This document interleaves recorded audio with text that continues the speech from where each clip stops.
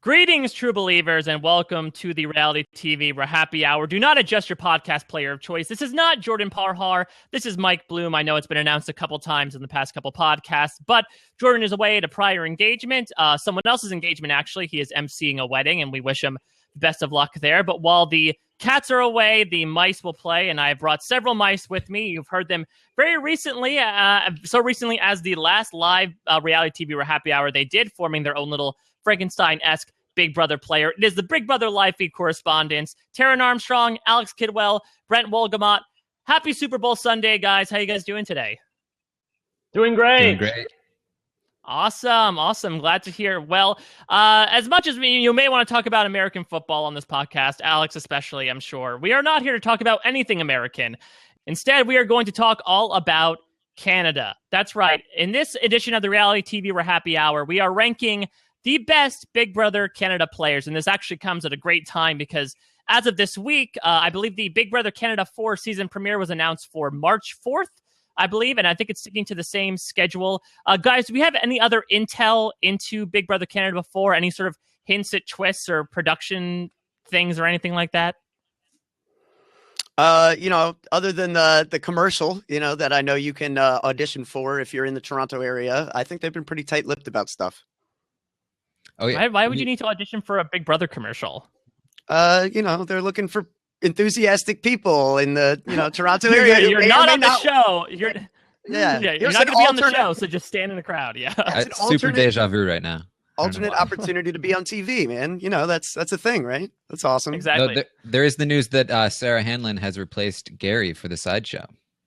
Yeah, Oh, yeah. and I'm sure Jordan can actually provide more of a story behind. I know I think you guys actually talked about it when you were covering Big Brother Canada last year. There was like some drama on social media about Neda was supposed to be on the sideshow, and then she got kicked off. And I know there was talking about Gary just being generally more unprofessional and not as into the game as somebody like Peter. But it's going to be Sarah Hanlon and Peter Brown on the sideshow, which it makes me extremely excited just because I feel like the claws are going to come out every single week. The glasses collide. Yeah, it'd be great. That's true. It's Battle of the Four Eyes on Big Brother Canada 4. So in a very similar manner to what you guys did before in terms of these ranking podcasts, we have made our own individual lists of what we consider the best Big Brother Canada players. We're going to rank a top 10 on this podcast that we sort of opened it up to make sure there were some similarities between our lists. Obviously, this is a much smaller sample size than even, when you guys were doing the best Big Brother players to never win a few weeks ago, you were looking at 16 seasons worth of people. Whereas here, I believe, Alex, you said there's something like 46 players that have played over the course of the 3 seasons. Brent, do you feel that things were harder considering you had a much smaller sample size than what you had before? Yes, Mike. I actually do think it was just as hard as the last time we ranked the American Big Brother players, mainly because I feel like the casts have gotten better. And I know I've said this before, but I feel like Big Brother 3 cast was one of the best casts that I've ever seen in my life. I know some people can quibble about the twists and how it might have ruined the show or ruined the cast. But, the people who were there, the people that they got onto the show, I felt like was some of their best work that they've ever done. So, obviously, Big Brother Canada is even more so than Big Brother US known for its amount of twists. And specifically this past season, we saw an inordinate amount of twists going on. And they've ranged from the fun to maybe the not so fun. Taran, I know you're a person that really likes to look at these players in a vacuum, specifically with your rankings. Was this a lot harder to do in a show that has thrown so many curveballs at these players, and some have arguably gone out due to these curveballs? Yeah, it's much harder because there's not only is there a smaller sample size, but the twists add this element of chance way more so than without the twists into the game. And even if you want to say that some people are more, likely to have a twist benefit them, there's still so much chance involved in how it might benefit them and when it might come, so that there's too much that is out of their control. So it's hard to rate how a player might do without the twists when these twists are interfering with the game in so many different ways. Now, guys, I would be remiss not to wish you a pseudo-happy podcast-versary here. I mean, I remember when I was covering Big Brother Canada 3's cast preview with Rob, the the flags were sent out to call for live feed correspondence, and I remember you guys coming on to try out for Big Brother Canada 3. So it's been about a year. Alex, what a difference a year makes. How do you feel? Has it felt like an entire year since you made your RHAPpy debut? I don't know. It's been a whirlwind, I guess. It's been fun. I'm just enjoying the experience. Here I am getting the podcast with Mike Bloom, who I was listening to before. And I was always thinking, hey, me and Mike Bloom should podcast together. We're practically the same guy. And here we are. So, that's pretty incredible. And it's fun stuff. I'm enjoying it. We are very similar. We were talking beforehand about how we both have extremely inappropriate posters in our background for a Canadian podcast. Alex has Team America, and I have Doctor Who, but we're all Canadian on the inside for today. This is a perfect time to bring up that we are currently live on blab.im. So if you guys have any questions going along here, make sure you type /Q into the chat room. We'll try to answer it to the best of our ability. But obviously, we have a lot to talk about here. And before we get to our top 10, just like you talked about with the Big Brother Canada, best Big Brothers to never win rankings, we should do some honorable mentions here. Because again, even though there are 46 players to play Big Brother, there was a lot of disparity in our list, to say the least. And that's definitely going to be a topic of contention coming up. But just like you guys did with the previous podcast, we each picked one Big Brother player who did not make our cumulative top 10 that we wanted to bring up. So I'm just going to go clockwise from my blab window. Taran, let me start with you. Who did you choose for your honorable mention for the Big Brother Canada players that were not in our top 10? Okay, so this is not going to be a popular choice. I chose Peter Brown as my honorable mention. He was pretty high on my list. I am personally not a fan of Peter Brown. I like his game, but I don't like his rationale for his jury vote. I don't like his explanation for why he was so bitter. I don't like the behavior he showed in the jury. It really rubs me the wrong way. I'm not a huge fan of his character either. He seems like a perfectly nice guy in real life, but the character, I'm just not a super big fan of. I love it. And this is his testimonial. This is the good part, you guys. Right? But when you look at his game, he's a much different person inside of the house. He was doing really well. He ran up against the train of Emmett and Jillian, who won 5 competitions back-to-back in a row. And not to mention the fact that I believe Emmett is one of the best players Canada has ever seen. So you take Emmett out of the equation, you take their winning spree out of the occasion, and I think Peter Brown could go on to win that season. He makes a huge mistake. The big mistake is that he doesn't veto Topaz. Right. But it's not that. It's a mistake in how it turned out. But Emmett really was on his side, and Emmett really did campaign for him to stay in the next week, and that wouldn't have happened had Topaz been in the picture. It wasn't as big a mistake as people make it out to be. It really was a toss-up. He ends up making the wrong decision, but I can see why he made the decision he did. There are a lot of good aspects to his game that I think shouldn't go unnoticed, even though I don't agree with him as a jury member in any sense. And that's why Peter Brown is my honorable mention. Yeah, I mean, I will say I think that both what Peter did, both after being voted off and his subsequent appearances on the sideshow and everything, has sort of, unfortunately, again, trying to take this all into a vacuum, but it's sort of poisoned his image in my mind, just because we were talking about this offline a bit. In him becoming part of the sideshow, I feel like he sort of has become, to the casual Big Brother fan, this sort of unofficial voice of the game. When the truth is, this guy, he makes mistakes in his analysis. He has a very different way of viewing the game, as you can see from the various arguments he got into on the sideshow. Brent, Alex, what do you guys think about Peter in general? I'm looking on your list. Alex, you had Peter in your top 13. Granted, he was at the bottom, but he was in your top 13 to begin with. So are you along the similar lines as Taran there?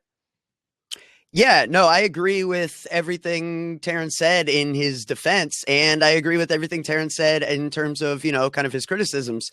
I don't think he's not as high on my list as Taran's, but I think it just comes down to me, a bit of, taking into account that this is a game that's different from Big Brother US. I mean, when I was ranking, I really factored in the charisma factor a little more heavily, because I feel like this is a game where Canada is going to kind of, lean towards those who can work the DR and work the camera. So I think that absolutely is a factor in this game.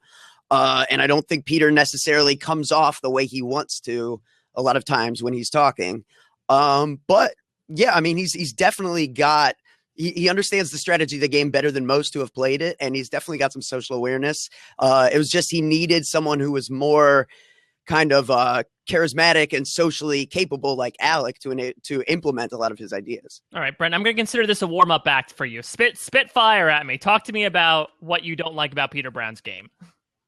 Well, the best, I have to tell you, the best part about Taran picking Peter to be his honorable mention is that now everybody knows that Peter didn't make our top 10. Yay! So here's the thing. I cannot get over how he behaved in the jury. If you want to be a Big Brother player of any stature whatsoever, you have to be able to set your personal feelings aside. You cannot tell me that Gary is the better player over Jillian. In no universe is that true. And the fact that he couldn't at least own the fact that he was, I don't know, bitter. I mean, let's just call it what it is. They were 4 bitter people, and they wanted to rig the game in their favor to get the outcome that they wanted. They didn't care about wins. They didn't care about strategy. They didn't care about anything in the house that happened, except for the fact that they wanted one of their own to win the game, and they wanted to make sure that Jillian and Emmett didn't win the game. And I think that to me is just a huge black eye. Never mind the fact that he forgot to use the veto on Topaz after they just took out your biggest ally in the game in Alec. And you know you're alone in the house. You need allies. And you decide to go with the people who just took out your ally rather than someone who was with you. I mean, Topaz was with him the entire game pretty much. I know she was with him by way of Alec, but she was still with him. The fact that he couldn't trust her and decided to go with the people that just backstabbed him, and then his behavior after the show, trying to act like the voice of Big Brother, that rubs me the wrong way. Like I said, I was glad he didn't make our top 10, and I can't wait to see who Alex picked for his honorable mention. Go ahead, Alex. Great segue. Let's see, Alex. Who is your honorable mention? I have a feeling, I don't know, is this person that much different from Peter Brown? I guess we're about to see. Go ahead, Alex.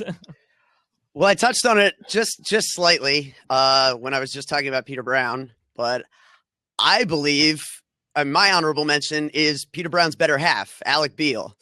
I know some people disagree with this, but Alec demonstrated a lot of skills in the house that if you put him back in there in another situation with any random group of people, I think Alec will do very well. Alec demonstrated a lot of, God, I'm getting a lot of backlash for this. This is why I miss doing live podcasts sometimes, just to see this chat of everyone melting down. Is great. In minute, 10 of our podcast by bringing up Alec.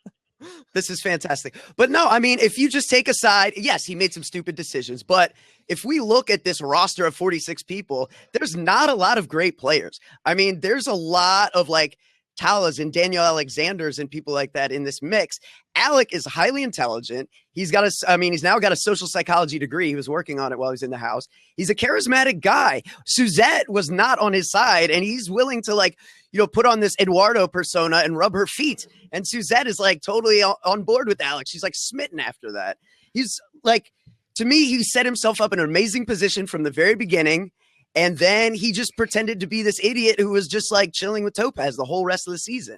And I think if Topaz isn't put on the spot where she's HOH in front of everybody, like where cameras are on her in the HOH room, she's made to basically blow up her game in Alex's game. And she has to basically put up 2 people who she would have told Alec would have coached her differently. So basically Alex's entire game has exploded in that moment with a really, really bad twist. And I think, that's an example of something that can happen, but I think he's also someone that brings more skills than most people to the game.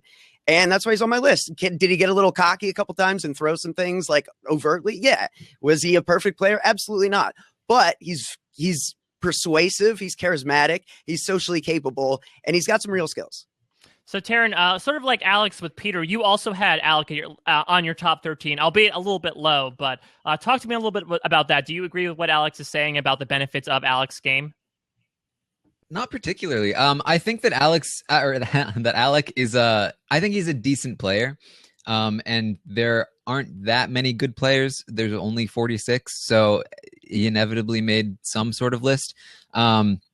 But I don't agree. I think that he makes a lot of huge mistakes. I think the biggest of which is that he lays down and gives up his game for Peter, basically, by throwing the veto to him and saying, Peter, you're gonna go ahead in this game and not me. And I mean, that's just a huge thing for me. I think you can't be a great player if you're going to lay down your life in the game for it.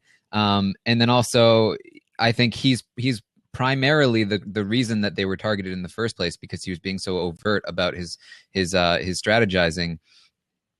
So I don't think he's a better player than Peter. I do think your points about his charisma and his knowledge about the game, I think those are going to help him more often than not, but I don't think he deserves to be in the top echelon of players. Here's my thing, though. We give Chilltown a lot of credit for never turning on each other and for being a twosome that would always be a twosome under any circumstances. The circumstances don't go against them in catastrophic ways because there aren't ridiculous twists being thrown against them. But I don't know if it's really such a horrible thing that Alex shows loyalty to Peter at the end. They've been able to turn it into a podcast. They established a relationship from day one. And it really comes down to a thing of like, Alex said at the moment, I believe that Peter has no shot at winning the votes because he doesn't have the social skill. So at least this way, Peter's off the block and I can work on people I might be able to get, like Gary and Topaz and Tala, people who he had some connection with that Peter had no connection with. To me, that's a big difference. I think that makes Alec a good friend strategizer. I don't think that makes him a good big brother strategizer. And that's one of the things I knock Chilltown for is your assertion that Will kind of laid down his life for Boogie to win the game. I think that's a bad thing, and I dock him for that if it's true. I think that if you are in the game of Big Brother and we're ranking you on your ability to win the game, willingness to lie down in order to have a relationship is going to hurt you. So that's how I see it. Brent, any other comments about Alec? I'm still recovering from the fact that the Shield and Chilltown were just mentioned in the same sentence. I mean, I don't know how that happened. To be fair, the sentence was the Shield is a lesser version of Chilltown. So God.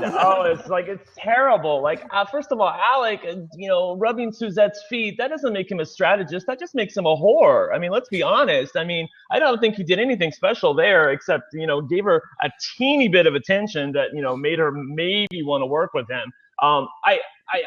I think she was a terrible player to begin with, so his ability to get on her good side, I don't know that that's a great testament to his game.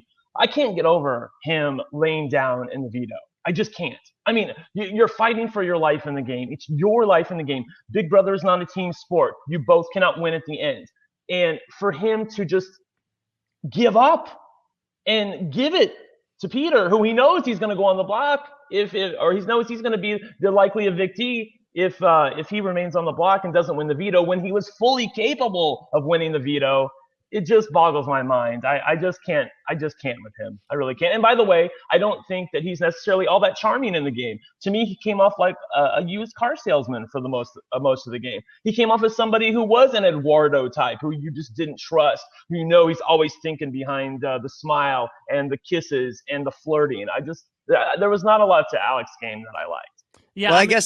Go ahead, Alex. I guess we could agree to disagree on that one, and we probably feel the same way. We probably could agree to disagree about that same perspective from Zack Olenik as well. So, don't spoil, but there might be some talk about that coming up. I mean, I do agree with you to a certain extent, Brent. I do feel like this is a guy who thinks he's a lot smoother than he actually is. I mean, we all have to acknowledge him throwing that HOH during that first double eviction. I mean, that was God awful, just the most awful HOH. It's really bad. And we're just in the same league as Arlie screaming like he has hemorrhoids during that potato competition in Big Brother 2. Like this, it was a horrible. That was fun though. And this is also the guy who, like, you talk about someone who, like, might be able to regain his composure. He's a very smart guy, as you said. Let's remember Towelgate as well, when he, like, had a huge emotional breakdown over this one incident. And granted, it might be a very emotionally traumatizing incident, but that is a signal to a lot of players of, like, this guy's a little emotionally volatile. So this is one of the cases where, and I'll say this about Peter as well, I think if you take a look at their first, like, 4 or 5 weeks in the game, good. That's fine. It's totally fine. But then, like, you take a look at sort of after they choose to evict AJ over Andrew in the instant eviction. And I think that's when their game sort of takes an interesting turn into a not so pleasant territory. Brent, let's move on. Let's hear your honorable mention for someone who did not make our top 10. And I have to say that I was really sort of stunned that this person didn't make our top 10 because I felt like there was a lot more support for her on the panel. Believe it or not, I'm picking Ashley Wood, the third place finisher from Big Brother 3, to be my honorable mention. She's not in my she's not my number one or anything like that, but I do think she deserves some credit. I always called her the brains behind the operation. It's sort of tongue in cheek, but I do think there's an element of truth to it. First of all, I don't ever see a scenario in which Ashley is going to be voted out early on. I really don't. She's always going to find her way into the Cool Kids Alliance, it seems like. And more times than not, she's going to be the last one standing of her alliance. She's usually going to have a meat shield or two around her, which she did this time. And she's going to have a chance to win it at the end. Look, she wasn't charismatic. She wasn't lighting up the TV. She was pretty boring. I give you all of that. But she was very capable when it came to the strategy. I remember the first week after the triple eviction, she was the new head of household. Even before she won head of household, Peely had asked her, if you had a magic wand right now, who would you eliminate from the game? She said Sarah, because she's the biggest threat to all of us, and I think she's going to come after the guys. And if she comes after the guys, that hurts us. She's right. That's exactly what ended up happening. Sarah, by way of Brittany, ended up going after the guys. And I think that there's a lot to like about Ashley's game. She's a little vanilla, a little boring, but I really think she has all the tools to win. She's just somebody who's never going to be targeted, and it's always somebody who's going to be there at the end to have a chance to get into those final two spots. And if you never know what happens then. Yeah. So, what I will say is, I do agree that she's definitely a personality type that can very easily make her way to the end. The interesting thing to me, and this will sort of be where our sort of philosophies might disagree here, because I know, Brent, you're a big advocate of how challenge wins can incorporate in a general Big Brother player, which sort of lies contrary to the Steve Moses, I think, pointed out the most of. In his opinion, a great Big Brother player does not need to win competitions. And I think it is very indicative that Ashley had to win those last 3 vetoes in order to make it to the final 3. Had she not, she would have been summarily eliminated. So I do think there might be a little bit of a corollary there to your statement of she would have made it to the end no matter what. I personally agree with you in terms of, I love the fact that she sniffed out Sarah. And I think she did have some brains in her. She was like Zach. She was a part of a lot of these sub alliances near the beginning of the game. The problem that I have with her game is that I think out of the entire Diaper Alliance, Peely is the only one she can win the game against. I think if she goes to the end with Jordan, with Kevin, with Zach especially, she is not going to win that game. And so I think had she found a better job of really positioning herself socially in a way that she can take multiple routes and find places to eliminate these guys, that's going to make her a better player in my eyes. Alex, Taran, you guys have anything else to say about that? Yeah, I'm totally with you. For the last point you made, I think her biggest flaw is her inability to win a jury vote. We've talked to Jordan, and we believe that Godfrey would have beaten her in a jury vote. We know that Sarah would have beaten her. We don't know. That's not a done deal. He said it's 4-4, and that Willow and Sarah would have made the call. That's what he said. He believes, though, that it would have gone to Godfrey. That's how he would predict him being there. We don't know for sure, yes, but he would predict that Godfrey would have beaten her. And I think that you're right that Zach would have beaten her. That Jordan, any of those guys, or any of them would have beaten her, really. She needed to be against Peely. I think she set herself up to do really well, though, in that she was probably going to be there with Peely after Jordan leaves. It's a really good setup. And I think the reason that she needed to win those competitions was because time after time, from the triple eviction to the power where her HOH was taken away and she wasn't allowed to compete in the next one, it really screwed her over, basically. She was in a great position prior to that. And I do want to say I do have her on my list as well. Actually, all of the honorable mentions were on my list. And I do think she's really good. I think that a lot of the points you made, Brent, worked to her favor. And one thing that I think was really impressive was that she wasn't targeted in the triple eviction at all. She was probably Sarah and Brittany's biggest threat in the game at that point, and they didn't go after her at all. They completely avoided her and took out 2 of their allies instead, which is crazy. And I think that it speaks well to her game. That said, again, I think she has problem winning in the end, and I don't think she's the type of player who's going to actively get herself there with the right people all the time. So that's why she's not super high, but I do have her on my list. Alex, any other thoughts?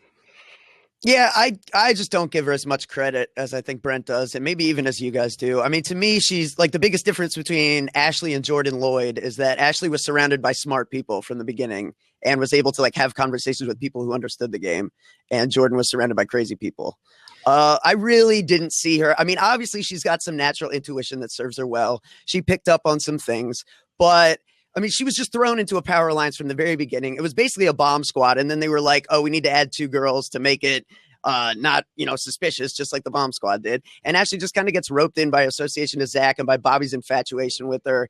And I think a lot of what worked for her this time doesn't necessarily work with a very different group of people. I mean, obviously they tend to cast young, horny people, but I think if they don't, then Ashley's maybe in trouble. All right, so I'll move on to my honorable mention here. This is someone that actually made 3 of our lists, so I thought it was a pretty good consensus pick here. I'm going to Big Brother 2. I'm going with Mumsy, Sarah Miller.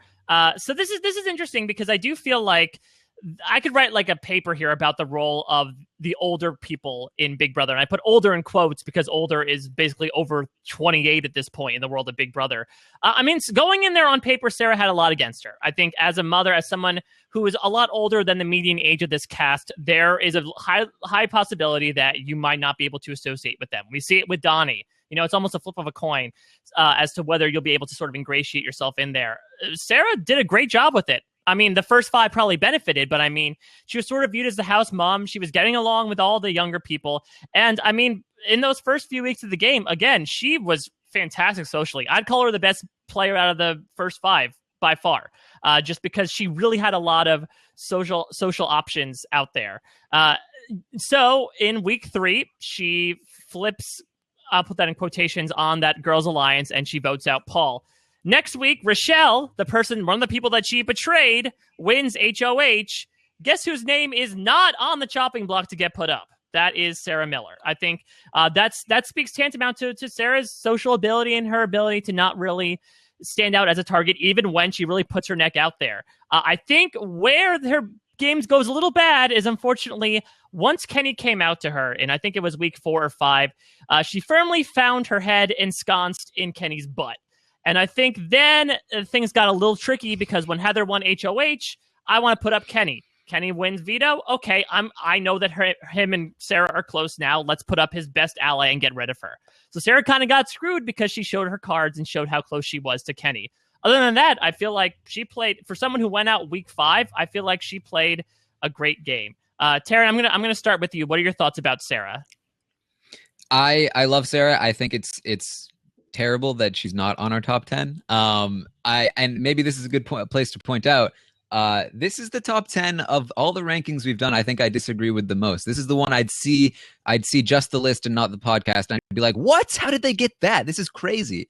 I think Sarah should be on this top 10. I think she's a fantastic player. She was one of the best players in Big Brother Canada 2.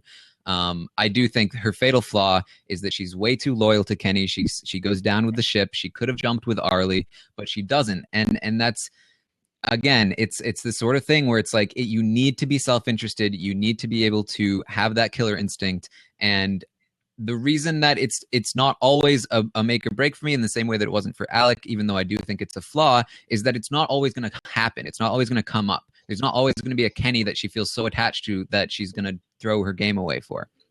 And I think without the double eviction, Kenny goes home. She has a week to reintegrate, and she probably does really well. So I think that Sarah is a great player. I think she's a great social player. She was very good strategically as well, involved in the first 5, but also had connections elsewhere.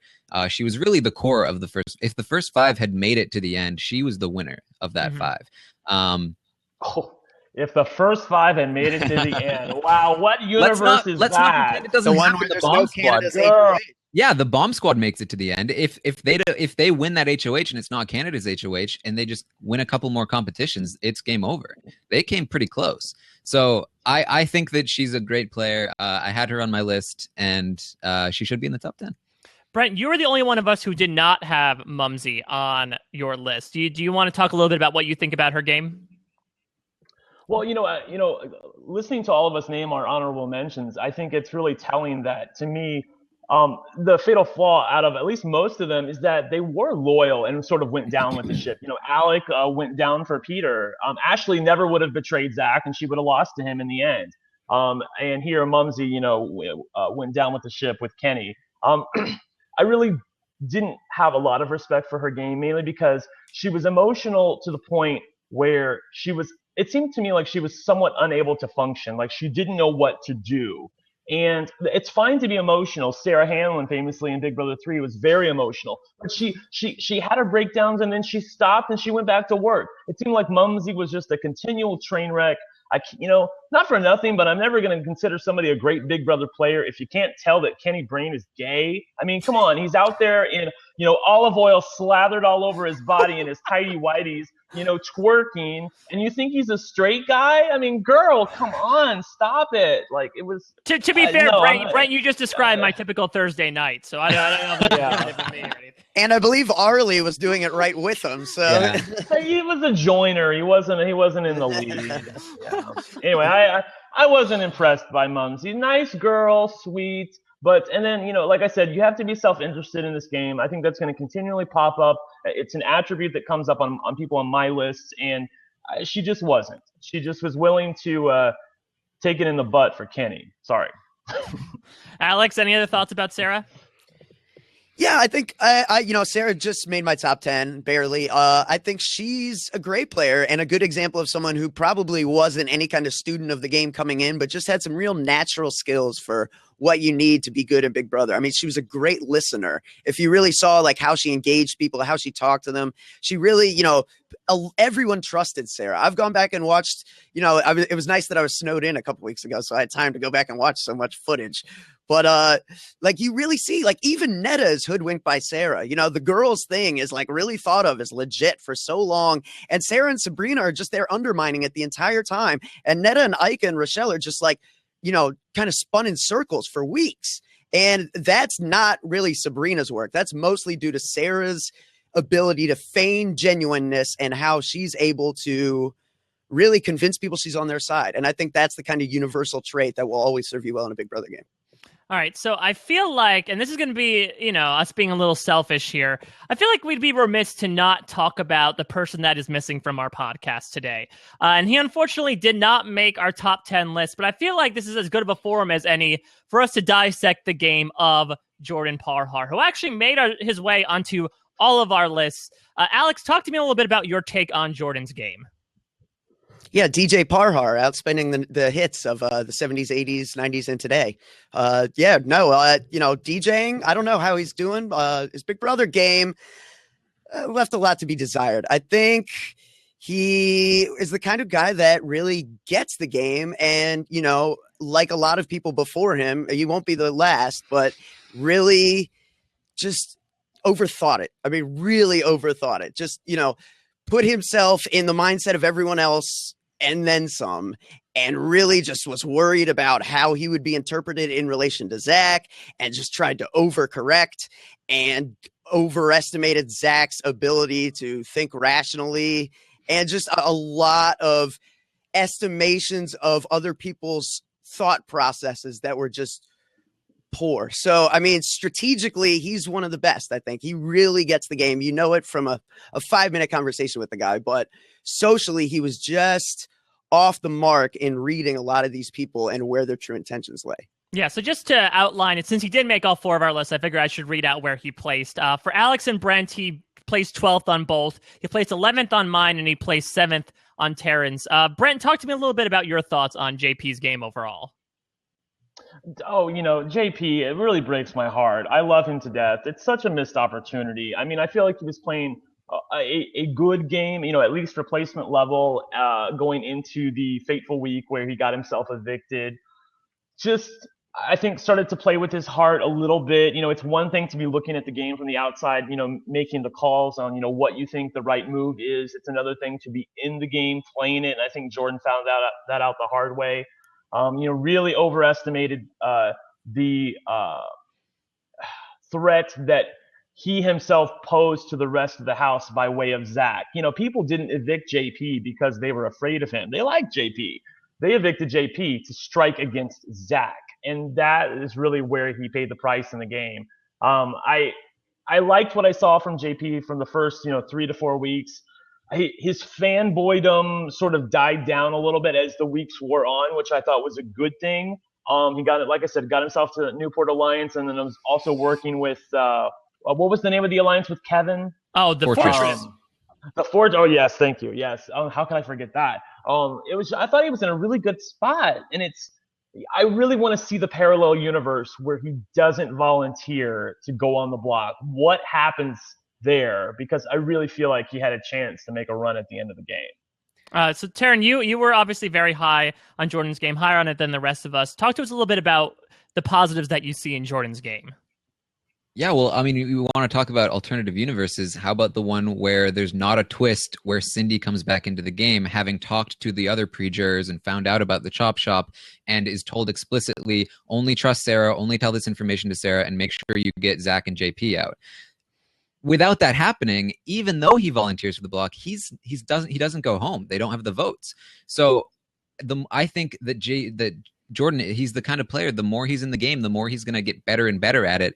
And I think that twist kind of took him out before he was able to really take control of the game, even though he was doing a really good job at it. I do think there are a lot of mistakes. First of all, volunteering to go on the block, terrible mistake. He definitely got overconfident.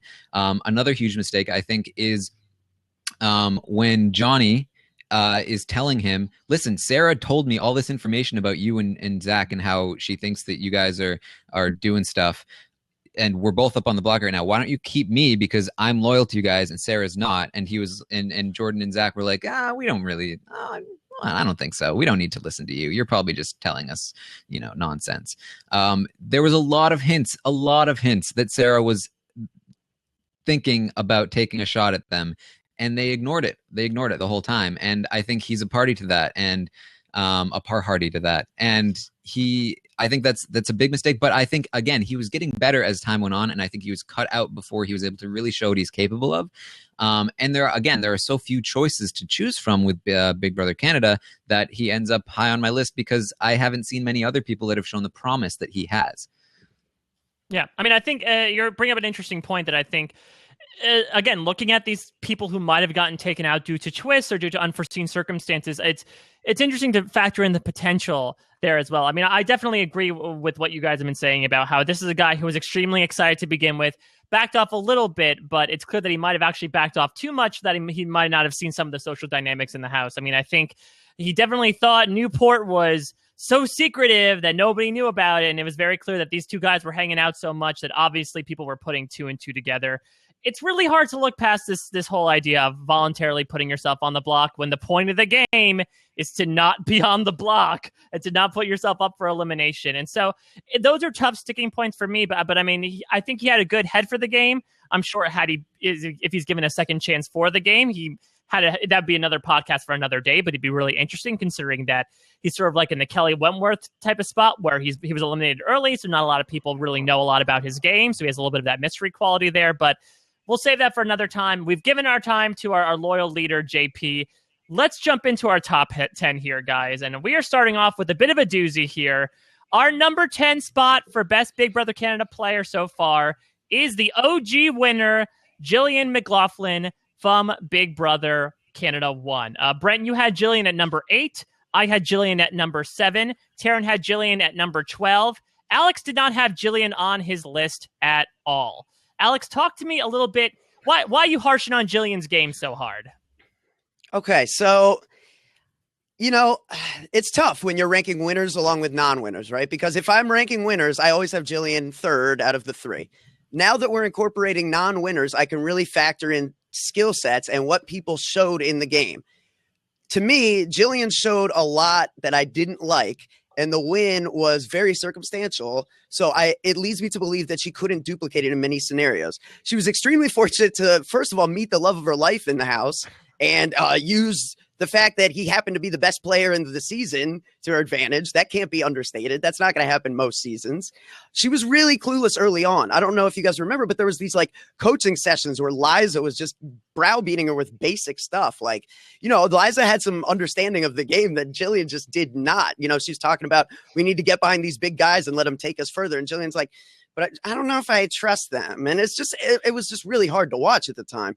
She rode a tidal wave of HOHs to the end. And I mean, you guys know that I discount HOHs. I feel like the only anyone can be a big player any week. The only difference between doing it from the HOH spot or doing it from the block or anywhere else is that you're doing it from a spotlight.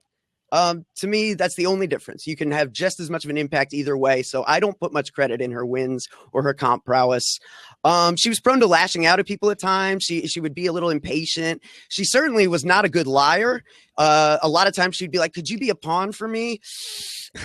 And cover her face. And it's just bad. When I go back and look at the footage, man, there's a lot to not like.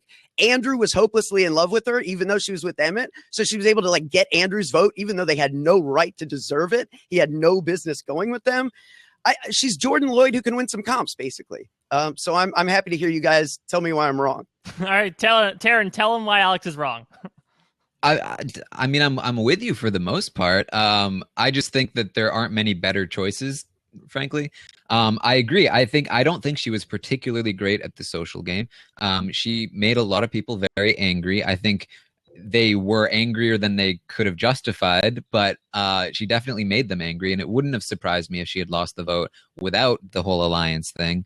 And we know that she would have lost the vote with the alliance thing had there not a mistake have been made. But she's very yeah. The thing that puts her anywhere near this is that I did see a lot of improvement over time. And maybe that's just proximity to Emmett, but we can't be sure. She was very good at the competitions. Again, back to back wins with Emmett. She was not afraid to cut anybody's throat. The amount of loyalty she managed to get from Andrew, and then the amount of loyalty she had from Tala afterward, was very good, especially considering she had Emmett right next to her, and Emmett, such a top class player.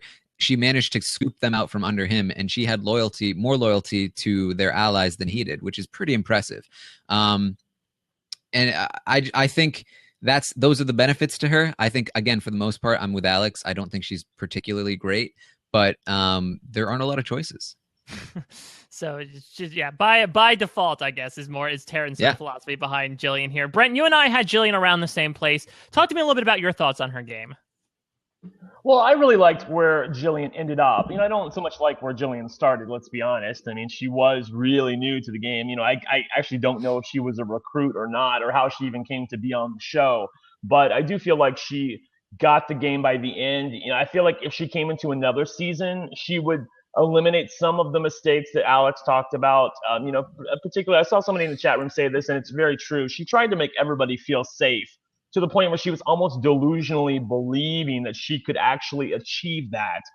So that was one of the knocks against her. But I was blown away by the fact that she was still able, by way of Emmett, able to keep Peter Brown's loyalty, because it wasn't just to Emmett. He was also somewhat loyal to Jillian. He liked her very much. He got along with her. And even though Peter should have gone against him, she was able to keep his loyalty so that he didn't use the veto and take out Andrew, who became a key piece to her win going down the stretch. A guy who was, as you say, hopelessly in love with her, and I have no idea why, but especially right? When you're right there with the milkman. I mean, come on, who are you going to pick, Andrew or the milkman? Come on. So, well, to be fair, milkman isn't oil. He's not covering himself in olive oil and dancing around, so I don't know if Andrew had any sort of ideas about that. Yeah, if only, right? Okay. But no, I really liked it. I liked what, and then. I am a Comp Beast fan. If it happens once, it's a fluke. If it happens twice, If it happens 3 times, 4 times, it's like, I gotta believe that there's some a skill set there that is just good at the kind of things that are going to come up in Big Brother. So, I wouldn't give somebody a lot of credit for a win or two, but the fact that she just absolutely blew them away coming down the stretch. It's like, who won HOH?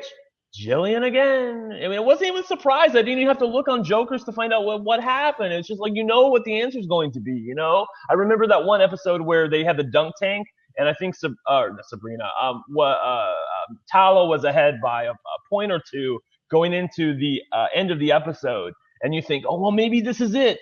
And then, Jillian's the winner again. What do you know? So I really liked what I saw from her. She just she has a skill set that's great for Big Brother, and I do feel like she would eliminate some of the mistakes she made at the end of the game if she came back again. Yeah, I mean, I think it's very indicative that she did not face the vote until the final three. I think this is sort of going back to what you were saying about Ashley Wood before, Brent. That this is a person who is someone who can win competitions, but somehow is really not considered to be the number one target for a lot of people. And maybe that's because of she is a bubbly young woman who happens to be paired up with this, big farm guy. But I think she was able to sort of use that to her advantage. And I do have to sort of count the competition wins as well. Definitely sort of factored into my analysis there. The attractions that I had from her game was that, I mean, there were a couple times when I feel like Emmett was making the decisions over her. I'm thinking all the way back to week 2 when she won her first HOH. And from what I remember, I don't think she wanted to get rid of Danielle, but Emmett was very adamant about her getting rid of Danielle. And so she got rid of somebody that she could have used down the line. And the fact is, I mean, she took the brunt of getting rid of people like Topaz and the Shield when it came down to it. And that's tough because that's 3 votes that could have, well, I mean, it almost didn't make her win the game. And so that's always a tough aspect to manage in the first place. And, when you're managing those rogue jury votes, there's only so much you can do. But that being said, I'm going to sort of just echo what Brent just said. I was impressed with what she did. And I think there is sort of a strategy in bunking up with this meat shield guy. He happens to be one of the best Big Brother players ever, but I mean, there is a strategy in sort of attaching yourself to that hull as a barnacle, because that hull is going to take you across the bay and over to the other coast to sort of use that metaphor. Let's move on to our number 9 pick here, guys. This is where things get a little interesting. Our number 9 is Zack Olenik. Just got mentioned a little bit of time ago. However, Zack only showed up on 2 of our list. He showed up on mine as number 8, and on Brent's, Zack Olenik is the 3rd best Big Brother Canada player so far.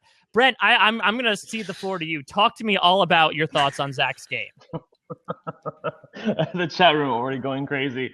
Look, I did this with my heart. I'm not going to lie to you guys. I really did. I think there's a lot to like about Zack's game, and I still think it's telling to me that he's such a massive threat, and he still made it, toward the end of the game. He had no business getting there, really, and he still managed to have enough bonds with people that he was able to avoid the twists definitely going against him. The triple eviction twist, he should have been gone there, and Bruno inexplicably uses the veto on him. Then fast forward to the have-not power. Move, I got the floor, Mary. Just give me a second to get through my speech, and then you can take it apart. So go to the have-not power. Sarah doesn't know what the power is, but Brittany has basically told her in so many words, I'm going to be safe this week. Don't worry about it. Who would we like to take out, quote unquote, next week? And by all accounts, they should have taken out Zack.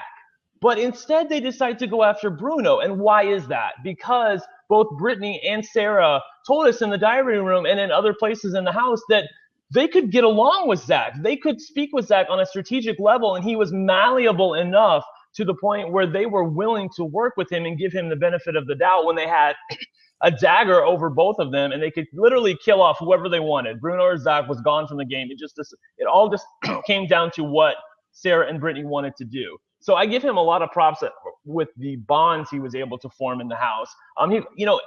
Again, in a game where the twists aren't there, looking at his game in a vacuum, I really like where he ends up. And I think it's a testament to his game, too, that Ashley and Peely, they weren't really willing to go against him. They talked about it at one point. I think for maybe an hour, they were like, yeah, we need to get rid of Zack.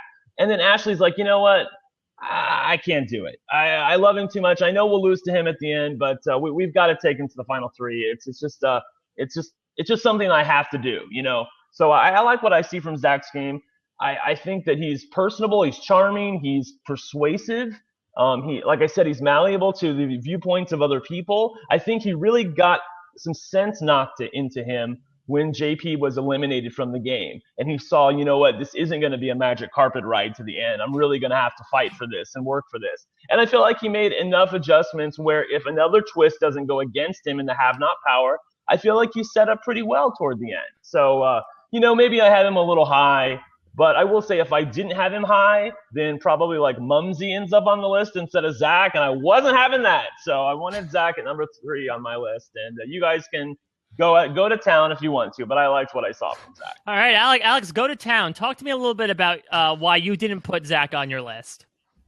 All right, well, I have Zack at number 21. And, for me, a lot of it comes down to the fact that his entire game is predicated on being a handsome, athletic dude who this younger than average house just all gravitated towards and were dumb enough to believe this time. I don't think it happens in a lot of houses. And I don't think 3 girls of the cast fall in love with him on a, majority of seasons. Yes, they do. All right. Well, I get that you saw what Brittany saw. To me, I was like, when I saw this guy enter the house, I was like, who put Al Gore in a time machine? This guy is wooden. and stretch him out on a torture rack.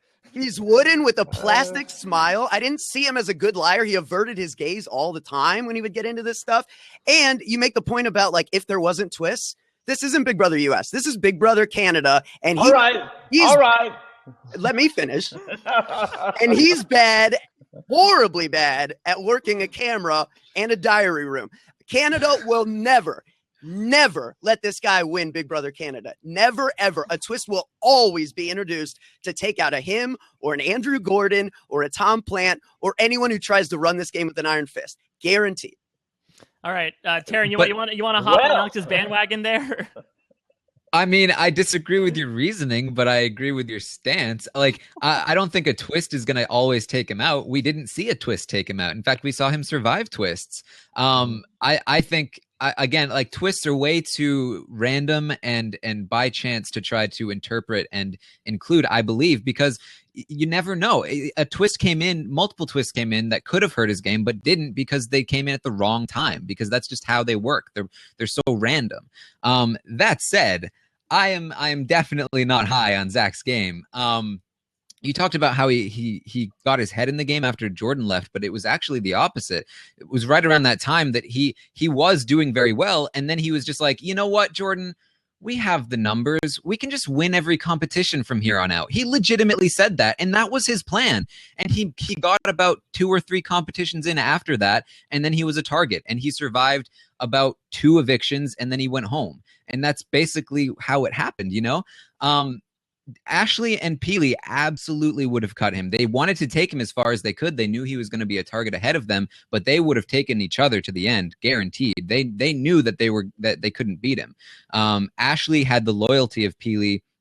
And in fact, nobody in the Diaper Alliance would have taken Zack. Kevin was going to stab him in the back around the time of the triple eviction. Jordan was going to stab him in the back had he stayed in the game at some point. Zack was the person they put out in front that they knew would take the hits, and it just happened to be that when people went to hit Zack, he happened to be immune, so it hit Jordan, and then it hit Kevin, and then Zack happened to be the last one standing, and then he eventually went out in the way that he should have. And quite frankly, the move to keep Jordan on the block was so terrible. There was zero upside to it in any way, in any shape or form. And anything he tried to do, whether it was with Bruno, anything after that point, he made zero strategic headway. He barely managed to keep Kevin loyal for a couple of weeks when they were winning competitions. And Kevin was, right about to stab him in the back. Apart from that, even his own showmance and closest ally after that were going to cut him when they had the opportunity to at Final 3, if he wasn't already gone, which he was. Yeah, so, I mean, I think that I'm going to take Zack's game a little bit like I described Alec and Peter's game beforehand. I think if you look at the first 4 weeks before he won HOH, I feel like Zack is playing one of the best games in there. I mean, he's a part of multiple alliances. And not only that, he's a part of multiple alliances, but he's also not being considered as a target, despite being this athletically big man, which, as we saw from the previous 2 Big Brother Canada seasons, got targeted right off the bat for various reasons. So I feel like socially and strategically, Zack was playing an awesome game for the first month. And then we take another left turn and he wins HOH and everything kind of gets shots of sunshine there. And I agree. I mean, I think the JP going up on the block was more of a Parhar thing than a Zack thing, but Zack keeping Jordan on the block was definitely more of a Zack thing. It's sort of like if the powers that be are giving you a literal sign to say you've made a mistake and you don't rectify that mistake, I sort of feel like that's not indicative of great gameplay. I will say that he didn't exactly, even though he might have not been cognizant of his position after Jordan left, I don't think he took his boot lying down. I mean, he did try an albeit failed plan when he was put up at Final Six to sort of concoct this girls' alliance and sort of try to throw Godfrey under the bus. And look, I'm going to give him credit with that over what we see with a lot of Big Brother US players who sit there for the entire week saying, woe is me, my game is done. Oh, well, I guess I'll go to jury house. Yeah, I got to give some points to him for at least being able to do that. So that's why he finished in the top 10 for me, where his first 4 weeks combined with his ability to at least work a little bit towards the end of his game. Though I think there are obviously some big minuses there, as he talks about his HOH week. I mean, his alliances were not terribly secret. Not only was there the thing with JP, as we talked about before, but I mean, when you have a showmance, even though it's the Big Brother Canada house where showmances are as prevalent as twists in the house, you're still going to make yourself a big target. And I think he was able to do so because he was so prevalent with Ashley. But Zack was able to squeak his way onto our list. And anything else?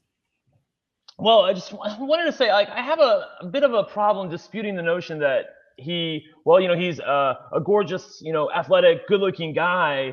I mean, you're holding that against him, he only got that, got into the game and achieved his position in the game because of who he is. But that's who he is, and he's always going to be that guy, at least for the next 10 years. So, I mean, I don't really have a problem, giving him credit for who he is innately. And I don't know. I mean, I just think that if it wasn't for the twist, I feel like he would have been okay putting JP up. The fact that he couldn't see it is obviously his fatal flaw. After Cindy came back into the house, he has the veto, he has a chance to use it, and he still doesn't use it at that point. But I feel like that's true of everybody on this list, at least everybody who's below top 5. Everybody has a fatal flaw. That's the big reason why they didn't win the game. But what I'm giving him credit for, honestly, is, Alex called him wooden. I have to say that I didn't get that from him at all. Maybe I did for the first few weeks, but once he got his butt kicked and JP went out, I really loved what I saw from Zack. I mean, he was always clawing, always fighting to stay in the game. I'll never forget when Bruno used the veto on him and he went in the diary room and absolutely just lit up the place. He was so freaking happy to still be in the game. I love the passion that I saw from him. So, you guys know from Rachel Riley, I love stuff like that. I love people who absolutely will die and do anything to stay in the game. And I didn't see that from a lot of people in Big Brother 3, and I did see it from Zack. So I was really glad to see that. Yeah, and I will say that. Go ahead, Alex. Oh, I will just say that, if you look at Big Brother 2, pretty much every girl in there was either married or in a relationship. There was no Ashleys, there was no Willows, there was no Brittany's, there was no Nehas, there was no single girls to just gravitate towards Zack because of what you're talking about. So it really is circumstantial to the house they put him in. They put him in a dream house for his skill set, as you're describing. He also did well with the guys, though. It's not as though he relies on the flirting. I think but it was helped a young, him. bro-y group, too, which, you'll get that more often than not. But then my other point is, I think through 3 seasons, we do have enough information to know Andrew Gordon, Greg Merritt, Tom Plant, Zack Olenik. These are the type of guys that the twists are going to be targeting. Whether or not it affects them directly, it plucked off his allies. And I remember that Canada was gunning for Zack when they were giving Brittany these powers specifically. I remember that. I don't think Zack falls in that category, though. I do think that there is a scenario where, and again, this is why it's so difficult to incorporate the twist, but all Zack needs is a better edit. And now all of a sudden, maybe the twist won't target him. And again, even if they do, it's not necessarily going to hurt him anyway. In fact, it might accidentally benefit him. I see him as kind of a Frankie Grande in the beginning of the game, where everybody loves Frankie. Everyone gets along with Frankie. He was doing really well socially, and he had Jordan to guide him strategically. As soon as he stopped listening to Jordan, he completely fell off the wagon because he couldn't do anything. Strategically, he doesn't work. I do love that Alex called it a dream house when Zack has made had the kind of comparisons many times. I mean, I'm going to go off of what Brent said a little bit too, and sort of not to preclude my list too much, but I honestly feel like even the people at the top of this list, there are flaws in all of their games, in my opinion. I think if we're putting this next to our Big Brother winner list and our Big best big players never win list. I feel like the Americans are going to take a lot of those top spots. So I don't want to say that I don't think we as a collective think any of these games are amazingly perfect, top tier echelon, put their portrait in the Big Brother gold plated Hall of Fame here. They're very good games at the top.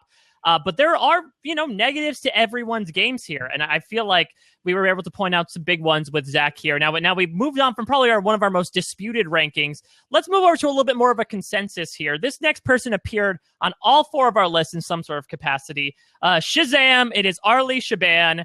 Alex, you ranked him at number 9. Brent had him at number 13. I had him at number 9 as well. Taran, you had him all the way up at number 6. Taran, talk to me a little bit about your love for Arlie. Again, I don't really love Arlie particularly. It's just a case of I think I have a top 4 that is solidly my top 4, and then beyond that, it's just kind of, I guess this person might be better than this person. I have him pretty close to where I have Sarah, because I think they had a pretty similar stance in the game. The difference being, I think Sarah's better socially, but Arlie was better strategically because he was able to, again, make that jump that Sarah was unwilling to do. He had the killer instinct to make sure that he wasn't going to stick with the first 5.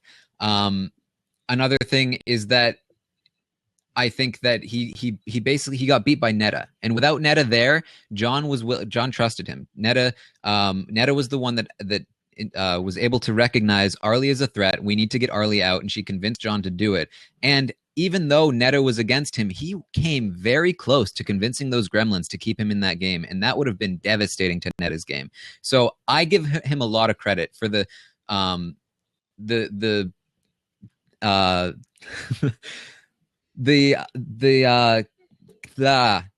gave Neda a lot of problems. He gave Neda a lot of problems. I've been there. Yeah, I just could not find the word. Yeah, no, look, Big Brother is a type of game where, on paper, it's the game that's all about jumping allegiances, right? To jump from alliance to alliance, to jump from sinking ship to sinking ship.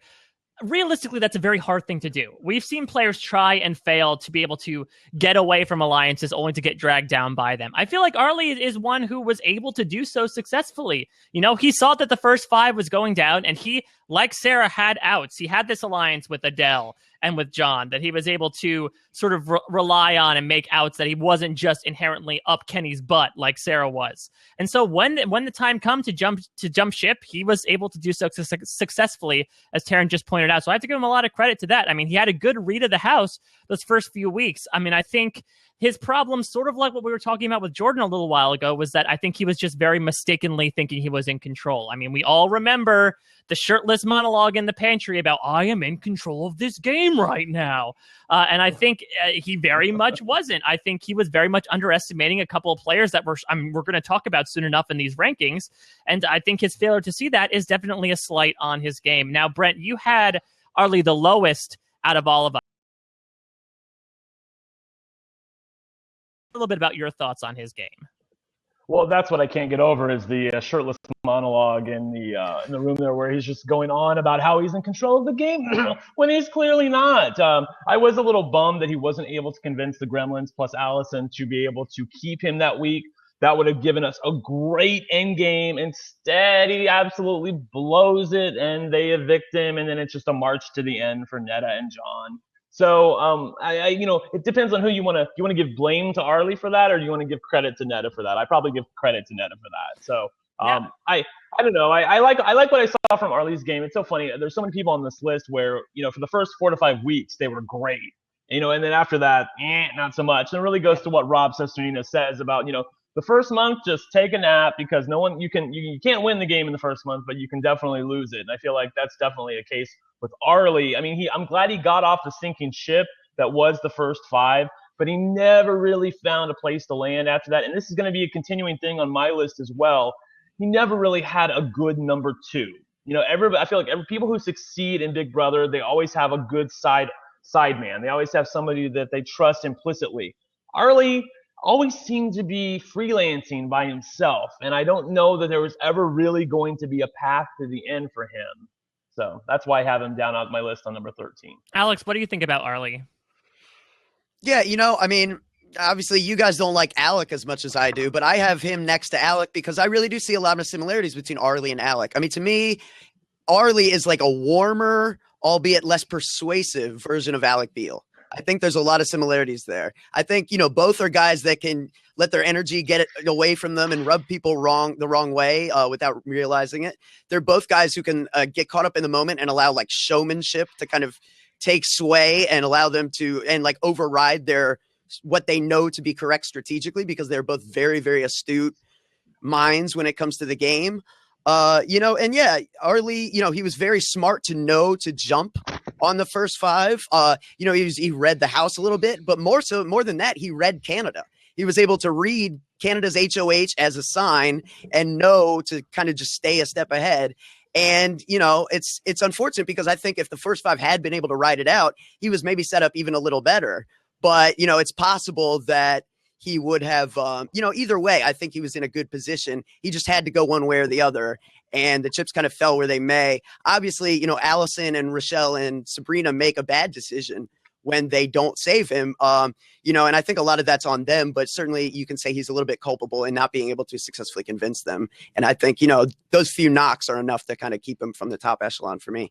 And you bring up a very good point. This is something that, this is the first time that I had done these rankings since I hadn't appeared on a podcast with you guys yet. But that was something that I was really trying to compartmentalize here. Is sort of at what point when a game move is made, how much is it the fault of the person who is on the receiving end of it, and how much is more credit given to the person who made the move? And I feel like that's a case with Arlie here.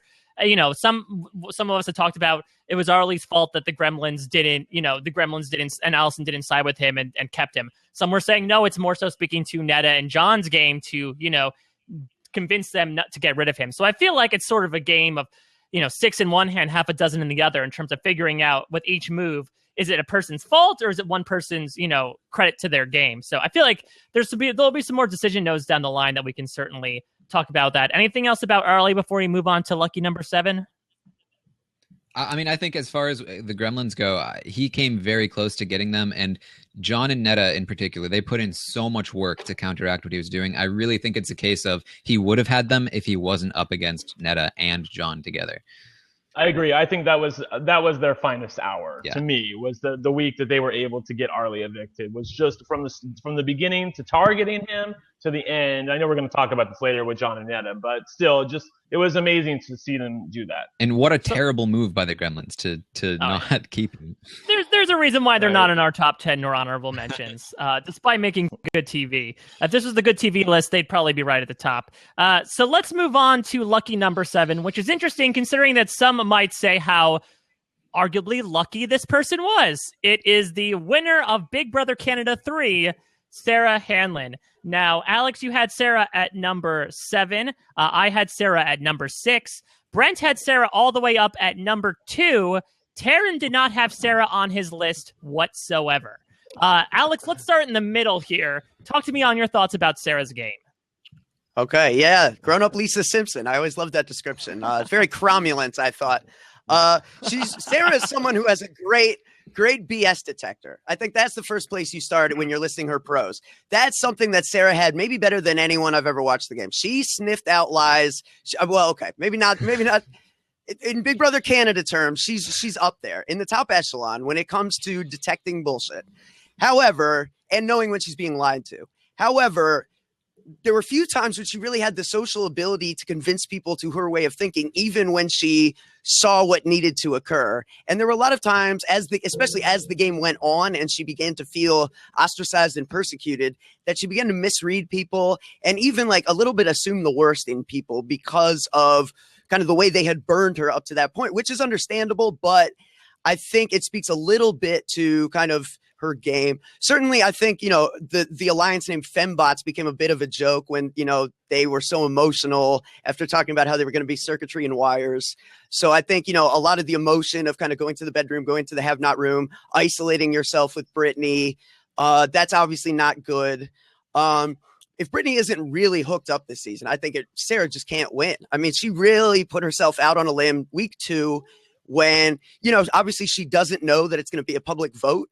But she still doesn't need to vote for Neha there. She knows Neha's going. And that show of loyalty, while sweet and very, very nice, is, a game tanker. It's just not good a good move in week 2. She allowed her only 2 numbers in Brittany and Willow to go, Brittany evicted Willow. I don't know how you allow that to happen. That's just, obviously you're better than they are. They're not on this list and you are. So some degree of that falls to you as the linchpin of the relationship to hold that together. You know what I mean? And obviously she wasn't able to do that. And then you look at the twists, the Cindy return. We talked about it a little bit with the information from the people voted out. That's ridiculous. The triple eviction, pretty ridiculous. Canada, the whole coup de Brittany, utterly ridiculous. And then Godfrey messing up at the final 3 and taking her to the end. Wow. Like, that's a lot of things that have to go her way that are not little things, major things. So I like a lot of the skills. And I think unlike some people, she could definitely win a game where twists don't go her way. But I thought that she wouldn't have won this game if twists don't go her way. All right, Brent, let's continue on the positive path here. Tell me why Sarah Hanlon is your second best, in your opinion, Big Brother Canada player so far. Well, I really feel like looking out at the 3 seasons that we've had on Big Brother Canada, I cannot find another person who is so relatable and likable. I mean, these are the things that she has going for her. She even when people were working against her, people still respected her. They still liked her. Even when she was absolutely their enemy in the game, they still respected her. And that's not necessarily true of many people in the game. Big Brother 1, nobody respected Emmett and Jillian, when they were working against them. I think a lot of people were pissed at Jon and Neda when they were working against them. But here Sarah was able to get the respect of the jury, even when she was going against them. And I think that's because of the bonds that she was able to form with people. A very underrated aspect of Big Brother is getting people to like you and being able to empathize with them.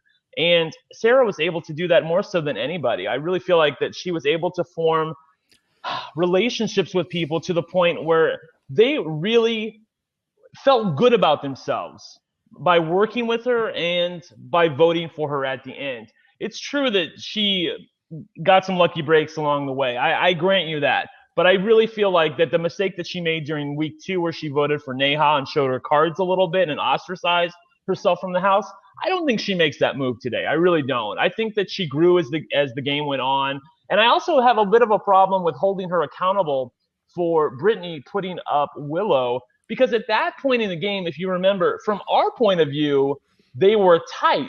I'm speaking about Sarah and Brittany. But within the house, Sarah didn't exactly feel the love coming from Brittany. She was definitely an ally, but they were not a final 2, fembot alliance. That's not the way that it was in the house. It's the way we wanted it to be. It's the way Canada wanted it to be, but that's not the reality of the situation in the house. So I have no problem. Actually, I give Sarah credit because even though she read the situation incorrectly, she was willing to vote out her friend Willow at that point. I know that it didn't work out in her favor, and I know she shouldn't have done it, but I love the fact that she was willing to set aside her relationship and stab her in the back and get rid of her because she felt that she had to do it in order to better her place in the game. So I really like what I saw from Sarah. If you want to throw knives and tomatoes at me for putting her at number 2, that's fine. That's why somebody said in the chat that I think it was Tyler, said Sarah being at number 2 is too high, but her not being on the list is not fair at all. And I think, that's why there are 4 of us here, people. We average out, and I feel like eventually we get it right. All right, looks like Taran Armstrong is stocked with tomatoes and knives, so I'm gonna let him speak a little bit about why Sarah Hanlon did not make his list. Okay, so this is gonna be a harsh one. And listen, I think Sarah's great. I've talked to her. She's an extremely nice, likable person, and it's unfortunate that she's going to disagree with me about this and will probably hate my guts. That being said, I have to go through her game to explain to you how every single decision she made was wrong. Every single time she made a decision, it was the wrong decision. She made bad decisions throughout. She's on the block with Johnny. She is starting again. Her benefit is she is good. She has good awareness. She is likable. Those are her 2 good qualities. But she's on the block with Johnny. She starts to figure out that Zack and Johnny and Jordan are they're not on the up and up. And so she decides to explain this all to Johnny. So Johnny now has all this ammunition, which he uses against Sarah. He tells Jordan and Zack, listen, Sarah just told me that you guys are the worst. And she's really lucky that they didn't believe him because they thought he was just trying to, say whatever he needed to get off the block. There's some, accountability. She was likable enough that they didn't think she would turn on her. But bad move to tell him in the first place. Why give your opposition ammunition against you? Then we go to twist number 1. She's in the house and Cindy comes back into the game. And this is the most absurd scenario we've ever seen in Big Brother, where Cindy leaves, she talks to the other pre-jurors, and Neha instructs her explicitly, you can only go in, you can only work with Sarah, only tell Sarah this information, and only work for Sarah. I'm so tired of hearing that. Oh my god! You can be tired of hearing of it, but it's a fact. I love you for it, but like during this podcast, you've already said that 3 times, and it's almost like a little speech, like Marco Rubio, that you have like memorized. Well, I've heard it before. We're getting political here on the podcast. I'm just like, it's like I'm so tired of hearing about the fact that that Neha told her this and Cindy had to do that. It's what I happens. mean, ultimately Cindy gets to make her own decision there. Neha has fuck to do with it. No, Neha absolutely had to do it. If Neha wasn't there, it wouldn't have happened. And if Cindy hadn't happened to be the person that goes back into the game, Sarah wouldn't have had that information. She wouldn't have made the move against Jordan, which was a bad move anyway. The chat room is getting mad at me for interrupting you. Go ahead. Jordan was on her side. Jordan wanted to work with her long term. Godfrey had zero intention of working with Sarah. He didn't care about her. He would have done anything to get ahead, and she chose to go with Godfrey over Jordan because she believed Godfrey. Moving on, and not to mention, she blows everything up that she knows immediately. She gets rid of the pawn that she was just gifted right off the bat by doing this move. Cindy leaves the next week, and all of a sudden, all of the advantages that were just given to her are gone. Twist number 2, the triple eviction comes up. And she's lucky enough that Brittany wins because she was on the list of people that could have been targeted in that triple eviction. Brittany wins the HOH, and she puts up Kevin and Peely and Zack. Yes. Bruno wins the veto, takes out Zack, and Brittany puts up Willow. Sarah knew that Brittany and Willow didn't like each other. She made zero effort in repairing that relationship to make sure something like this wouldn't happen. Willow goes on the block, and she decides to vote Willow out. Even if you think that had she had the right read on the situation, it was the right move. It wasn't. It was the wrong move and the wrong read. Even if she had the right read, it wasn't the right move because Ashley is the person going after her the most. Then maybe Bruno and Zack. Peely, if she's still in the game with Kevin wants to work with her, and she can't even see that. So she decides she's willing to sacrifice her closest ally in order to get rid of Kevin, who is probably her next closest ally after Brittany and Willow. Then we go to twist number 3. She's about to lose Brittany because of this terrible triple eviction decision. She's about to lose her biggest ally because she happened to win this veto. She would have been gone had she not. And the Big Brother Canada production gods, they gift her this coup de Brittany, and she gets to take out Bruno. And maybe taking out Bruno was the right move. Maybe taking out Zack was the right move. There wasn't really a way that she could mess that up, but it wouldn't have surprised me if she had. Then after all that wrong decisions, twists, making sure she gets this far, there's a competition spree. Brittany and her go back to back. She's immune from the triple eviction to the final 3. She is immune the entire time. She's a target the entire time. She's probably the number 1 target for most people the entire time. But twists and competitions kept her immune until the final 3.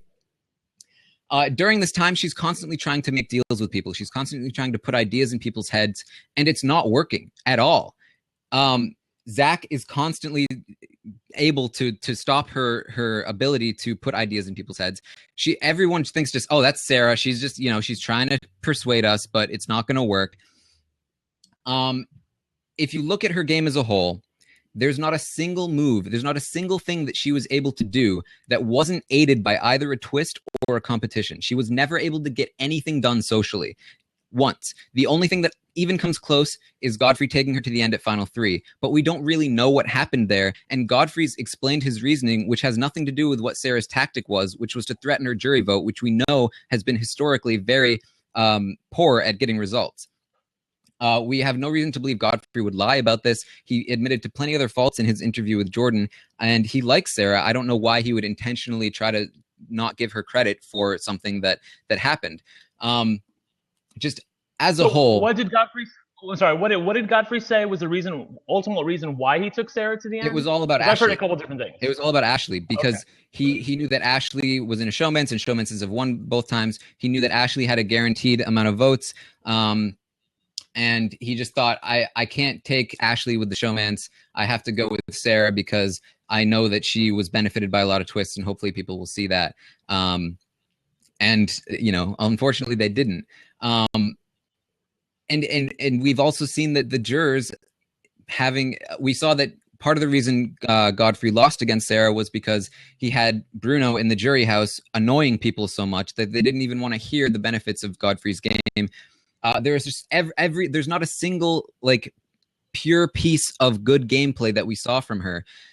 And I think that her likability and her awareness make her close to that final, top 13, but I don't think she deserves to be in it, even though I think she's a great person. And it's unfortunate that she might not like me after this.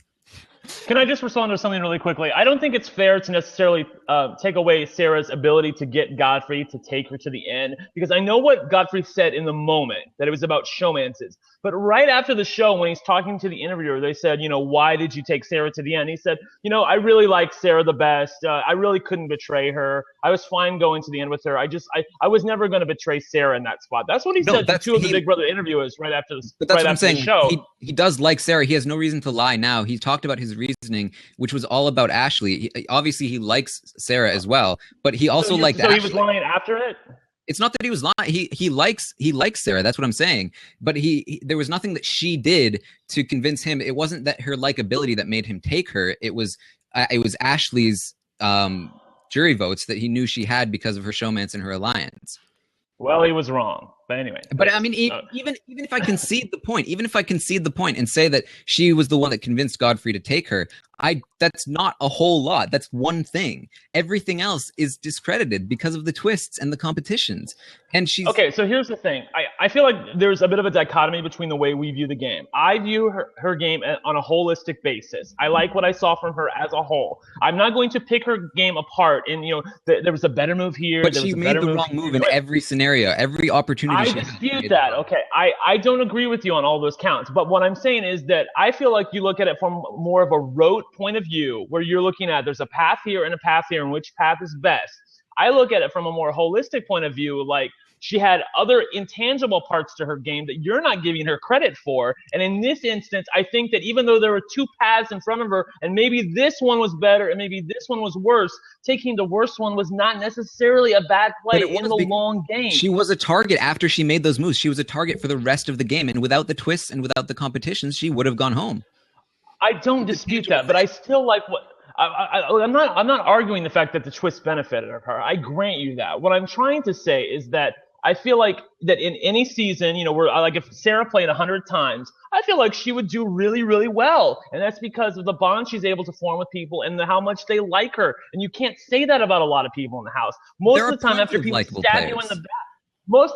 people stab you in the back, you do not want to vote for them. People couldn't wait to vote for Sarah. So because she was an underdog.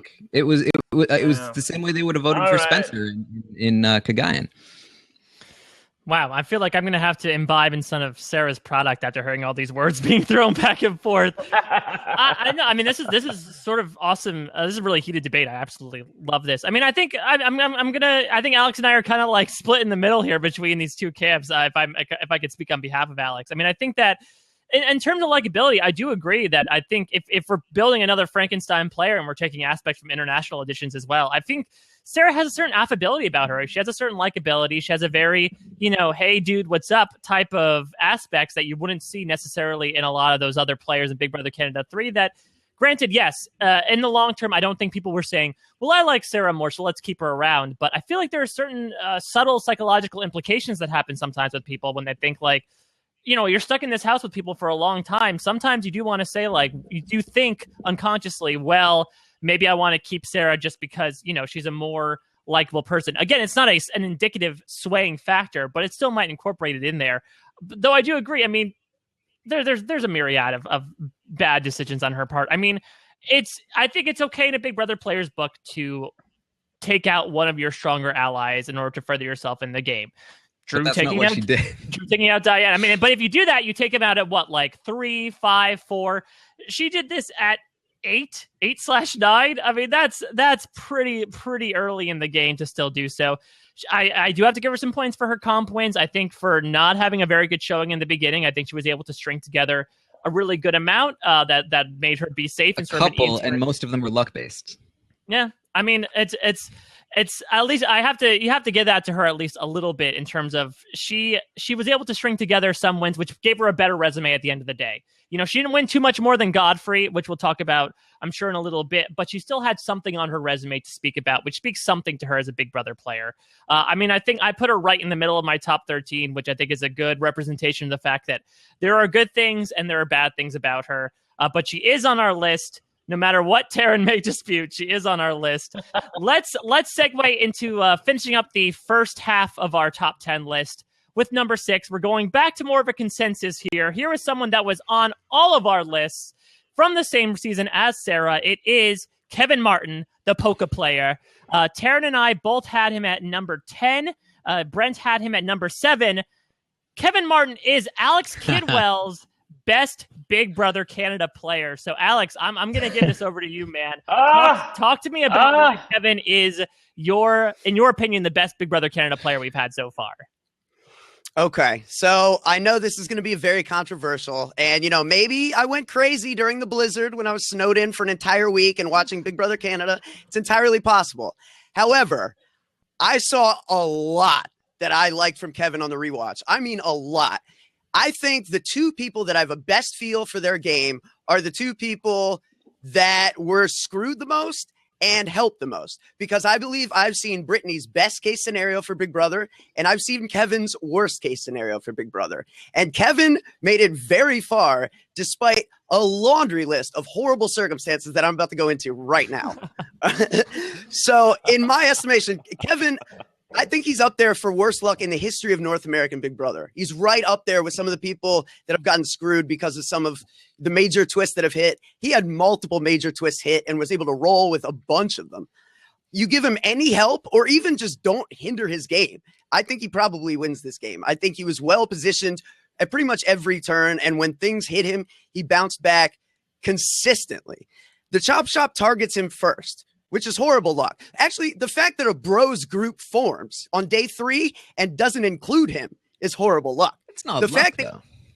But it is kind of luck, because, you know, he's not There's David Gurton. He's not David Gurton. He's not the one bro that's not able to play that you don't bring into the group. They just didn't bring him in. They should have brought him in. And later they tried to bring him in. So it was an oversight on their part, I think. All this goes to say that a lot of times, if he were to start a game, a bros group would bring him in. They didn't this time. That's bad luck. He's encouraged to pop balloons on day 2 and be seen as sketchy. That's bad luck. He wins the second HOH accidentally and is made to make his nominations instantly. That's awful, awful luck.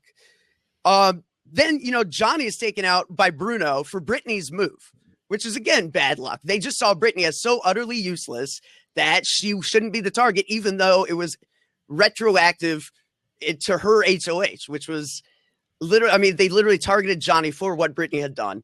I mean, he obviously ran Peely's HOH. He's able to adjust when Johnny goes out and bring in Peely and run that, use the Peely relationship to ingratiate himself to the Zach Ashley dynamic. He wins another random HOH. And at that point, he takes out Bobby, who was targeting him, and is able to really, you know, take that spot, wedge himself into Zach, and do exactly what he needs to do to stay afloat at every level. He had votes to stay. I mean, without the triple, he's probably in good shape. But the triple hits. And again, another horrible instance. And I didn't even bring up Cindy coming back in the house with the obligation to take him out that he's only able to sniff out by being in the bathroom at the right place at the right time. But he uses that information perfectly. I mean, you can say that he heard everything he needs to hear, but if he doesn't sell it properly, and I can name right now a list of Big Brother Canada players who would not get the information over in the way they need to, then he goes home anyway. And he had no problems with that. He to me, demonstrated so much skill on a season where everything went against him that if a few things went his way, I think he's really going to crush it. And that's why he's my number one player. So I will say, I think, he said he might be the unluckiest player in North American Big Brother. I'll say he has the luckiest bows in North American Big Brother player history because, I think that week 2 was a little touch and go, even though I know Bobby was sort of considering Cindy, even though he had the weird idea of, I'm just going to nominate the first 2 people that left that competition. If Kevin stayed on that block after that veto and Johnny didn't take him up, there was a very good chance that Kevin could have gone just because, I do think that Alex, some things might not have swung his way. I do agree with that. But the fact is he made himself very prevalent in the first few weeks. And again, if we're putting himself in this category of Zack Olenik, Andrew Gorton, Tom Plant, big broy, or not broy, but more athletic guys that sort of stick out like sore thumbs, that's not a thing you want to do. That's what sort of led Tom and Andrew to both kind of self-destruct, is that they really put themselves out there. And so I think considering Kevin's both background and physicality, the thing he had to do was put himself in the background. And not only could he not because of circumstances, he chooses to pursue the showmance with Pilar. And then, as we keep talking about, showmance is pushing you out into the forefront of Big Brother Canada, as history has shown. So I think that, he's not making things that much easier for himself. And also, when he was HOH, he decides to target Bobby over Godfrey. I have some qualms with that. Yes, maybe if you look at them from his point of view, they might look like the same type of person. But Godfrey has shown so much more adeptness. Even the week before, he was able to blindside the Diaper Alliance and survive. You're going to target Bobby? Bobby! Ass cheeks waxed Bobby? There's no reason for you to do that. So I think that Kevin has showed some skills. His career has a natural skill set that lets you thrive in Big Brother. He was able to showcase that off. But the fact is that I think, yes, the ball didn't bounce his way, but when he got the ball, sometimes he popped the ball and just threw the ball down on the ground and said, well, I guess the game's over. And the game was over for him in that regard. So that when the triple eviction rolled around, he was one of the first big targets right out of the gate. Taran, you had Kevin in a similar type of place as me. What thoughts do you have about his game? Yeah, I'm with. I think Kevin is one of the most promising players I've ever seen. He had so much potential that went unrealized. I think his biggest flaw is that he was so complacent in the game and he really laid back and was not proactive about doing things. And that was ultimately his downfall. It was unlucky, the various twists that happened, and the triple eviction was very unlucky for him. But there were a lot of things he could have done to prevent that from happening. Like I mentioned, he was probably Sarah and Brittany's closest ally beyond Willow, but he didn't let them know. He hinted at it, but he didn't overtly let them know. And because of that, they thought he was a bigger threat than Ashley, who was actively coming after them. That's a big mistake. And he also played with Jordan for almost half the game, thinking that he was his number one ally, where really Jordan was more loyal to Zack. And the only reason Jordan ends up switching his allegiance is because Zack totally screws up. There's a lot of things that he missed out on because he wasn't on top of the game. He was hanging back. He got distracted by Peely. And those are faults that I couldn't give to that I don't see in my top 4. And I couldn't put him above them because of that. Yeah. Brent, what are your thoughts? I don't know. He's a bit of an enigma to me. I have him on my list. I feel like, he's probably like an above average player, but there's just something about Kevin Martin that I feel like in any season of Big Brother is going to be, he's going to be not trusted by people. I feel like that he's always going to be caught. He always looks like he's up to something, even during the bloom popping escapade. I feel like he didn't do a very good job of selling that. And I also question the move to even take the offer in the first place. It's $1,000. That's all they offered him. We'll give you $1,000 if you go out and blow off your game. Oh, okay, let's do that. Sounds good. And I was watching the Big Brother Canada 3 finale last night by the way, I didn't even know how I was not invited to that because you two were on going on about different stuff, and I can't get over the fact. Sarah, that was. Oh my God, and I needed to be there too because you guys were verbally masturbating to Godfrey. But well, you're here now. You're here now, Brent. Terrible.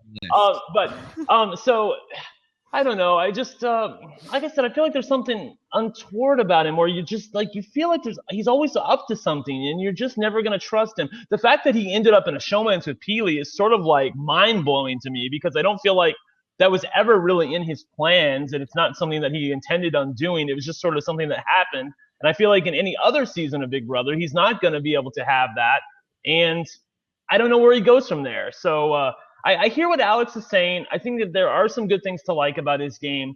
I don't necessarily agree that he got unlucky during the triple eviction, and here's why. Because I feel like at that point that and I don't know for sure what's going to happen, but if it's just a regular eviction and there are two people up for eviction, it's always going to be Zack and Kevin who are nominated at that point. And then what happens? Is Bruno not saving Zack at that point? I mean, or is he? Because if he is, then Kevin's still out of the game. So I don't know. I don't know that they necessarily got screwed by the triple eviction. And I will also say that we knew the triple eviction was coming before they even had the competition. So it was all in the up and up. Anybody could have won that, and Kevin just got the brunt end of it there. So I don't know. Which is unlucky, I don't think he's, to be fair. I don't think he's number one. Well, this is a good point to talk about this, because someone said this in the chat room. I mean, Taran, it sounds like you totally discount luck. And I feel like there is an element over it. I feel like there is an element of people that make their own luck. I mean, do you not see that, or do you just totally blow that off? I don't see that. You can make your own luck in the sense that Kevin, if he had put himself in a scenario where there was only one person that could have won that triple eviction, and that person happened to win, he made his own luck in the sense that the odds were in his favor, but he still got unlucky that it didn't work out. All right. So, Alex, since Kevin is your number one, I'm going to give you the last word on him. You've heard all of our arguments. Bring us home on Kevin Martin. Cool. Yeah. So, I mean, I understand that it was going to be a controversial opinion. And, I really do believe that, of course, I'm ranking a lot on hypothetical and a lot on, kind of perspective, the idea of like, if you let everyone play 100 times, who's going to win the most? I really do think it's Kevin. Mike, you made the point that, Kevin is like these other big athletic guys. To me, the big difference is those guys really tried to run an alliance from the head. And Kevin was very, very adamant about never being seen that way. You ask why he takes the deal for the balloon popping. He recognizes the value of playing the DR and being Canada's buddy. If he doesn't take that deal, he alienates Canada. And that's undisputable from my perspective. I mean, it really is a situation where Kevin was zigging and zagging constantly, from my perspective, to navigate pitfalls, and they just caught up with him eventually. I would love to see him come back and play in a season where there aren't so many pitfalls, and I think it would be nothing but impressive to watch. All right, gentlemen, we are in our top 5, baby, and Brent, I'm sorry, but prepare for verbal masturbation, because we are at number 5, the Lady Pleaser, Godfrey Mangwiza, runner-up of Big Brother Canada 3. I had Godfrey at number 5. Alex, you had Godfrey at number 4. Taran had Godfrey at number 3. Godfrey Mangwiza did not show up on Brent Wolgamott's list. Brent, let's start with you. Why is Godfrey not on your list? Well, hold on. I wrote something down, so let me bring it up here. Okay, that's what I want to read. He did to it you, just to spite Godfrey. Yeah, that's it. Yes. All right. So someone said this once. It's hard to blame Godfrey too much, because you never know what the jury's going to respect. I mean, ultimately, you have to be able to read people going out of the house, and you have to be able to predict who they're going to respect more. Furthermore, Godfrey was unable to aspire to Sarah's level of personal connection. That was said by Taran Armstrong at the Big Brother Canada 3 finale. And I think you really have no further way to look to think about how bad Godfrey's game was than he, on a scale of 1 to woo. He would have beat Ashley. I know, and he doesn't take this opportunity to do it. He just totally blows, and he pulls like a woo and takes Tony to the end. It's not a woo. Oh my God, it was totally. The receipts. So let's go back. Let's go back to week 1. Week 1, Godfrey is first of all, I love Godfrey. Great television, fun guy, awesome, really handsome, but he's a terrible Big Brother player. And you need no further look than the week 1, day 4. It's before the feeds are on, so we're going by what other people have told us, and Godfrey has told us that this is true. He stands up in a house meeting and decides that it's a good idea to try to get the house to flip from voting out Risha to voting out Peely. And oh my God, Peely's sitting right there, and he thinks this is a good idea to do this in front of everybody. I mean, like, it's so bad, it's good. It's just like, it's just terrible. Crazy like a fox. It's good television, I'll give you that. If they showed it on TV, it would have been great. Tony also said top 5 to the other tribe. Like, there are moves that people make that doesn't make Tony a terrible player. I'm not saying he's a terrible player. You just did. But I think he's a bad player. Terrible. I don't know. There's a difference between his game and his ability as a player, but I digress. Okay, so fast forward to the week where he's eventually saved in favor of JP going out of the house. If you want to talk about twists, that never happens without Cindy coming into the house and saving his butt at that point. And by the way, fast forward to the finale when he's asked a question by Cindy, when she said, would you have been able to save yourself without me coming back into the house? And he totally blows the question and says, yes, Cindy, thank you for that. You were great. But basically, I didn't need you. I would have been able to do it without you at that point. And, it totally loses any hope of getting anybody else's vote on the jury. Like, he just came off as snide. And here's the thing. Ultimately, as a player, you have to be able to garner the respect of the people who are playing with you in the house. I think you three fell in love with Godfrey from the DR. The Godfrey that was playing the game was the Godfrey that other people saw, and they didn't like what they saw.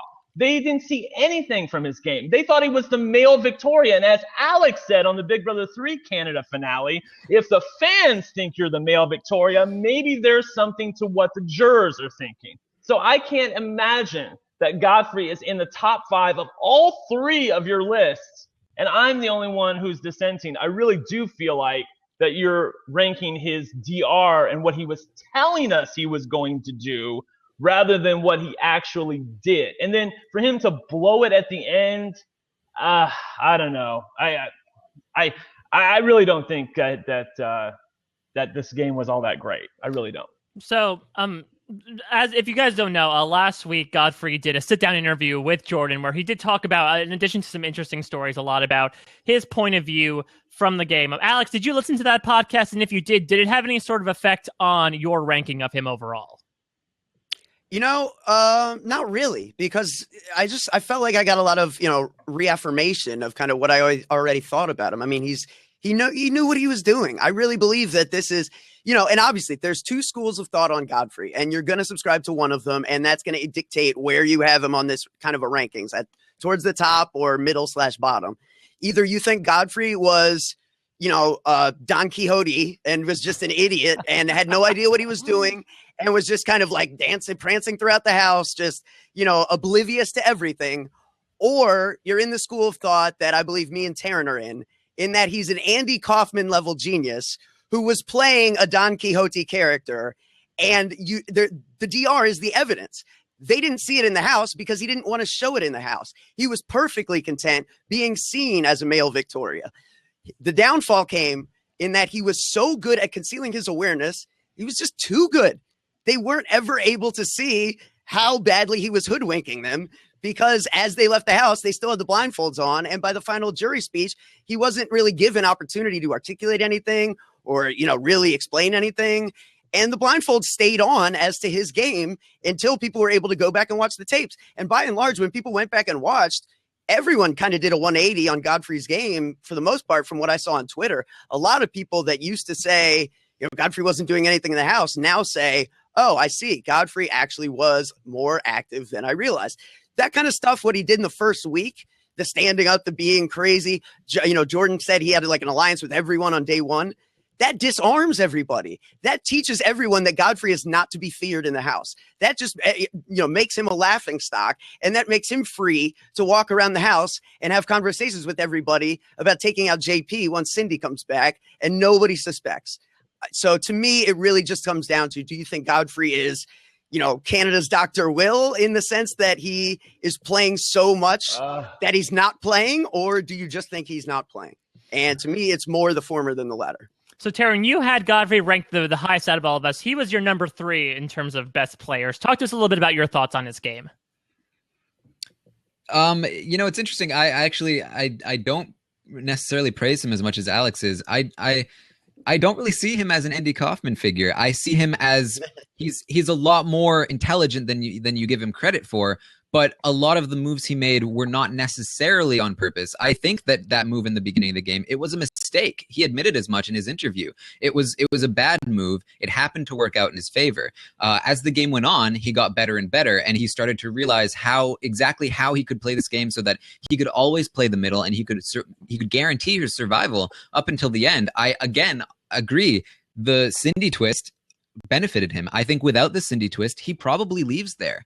And maybe we're not talking about him as one of the greater players.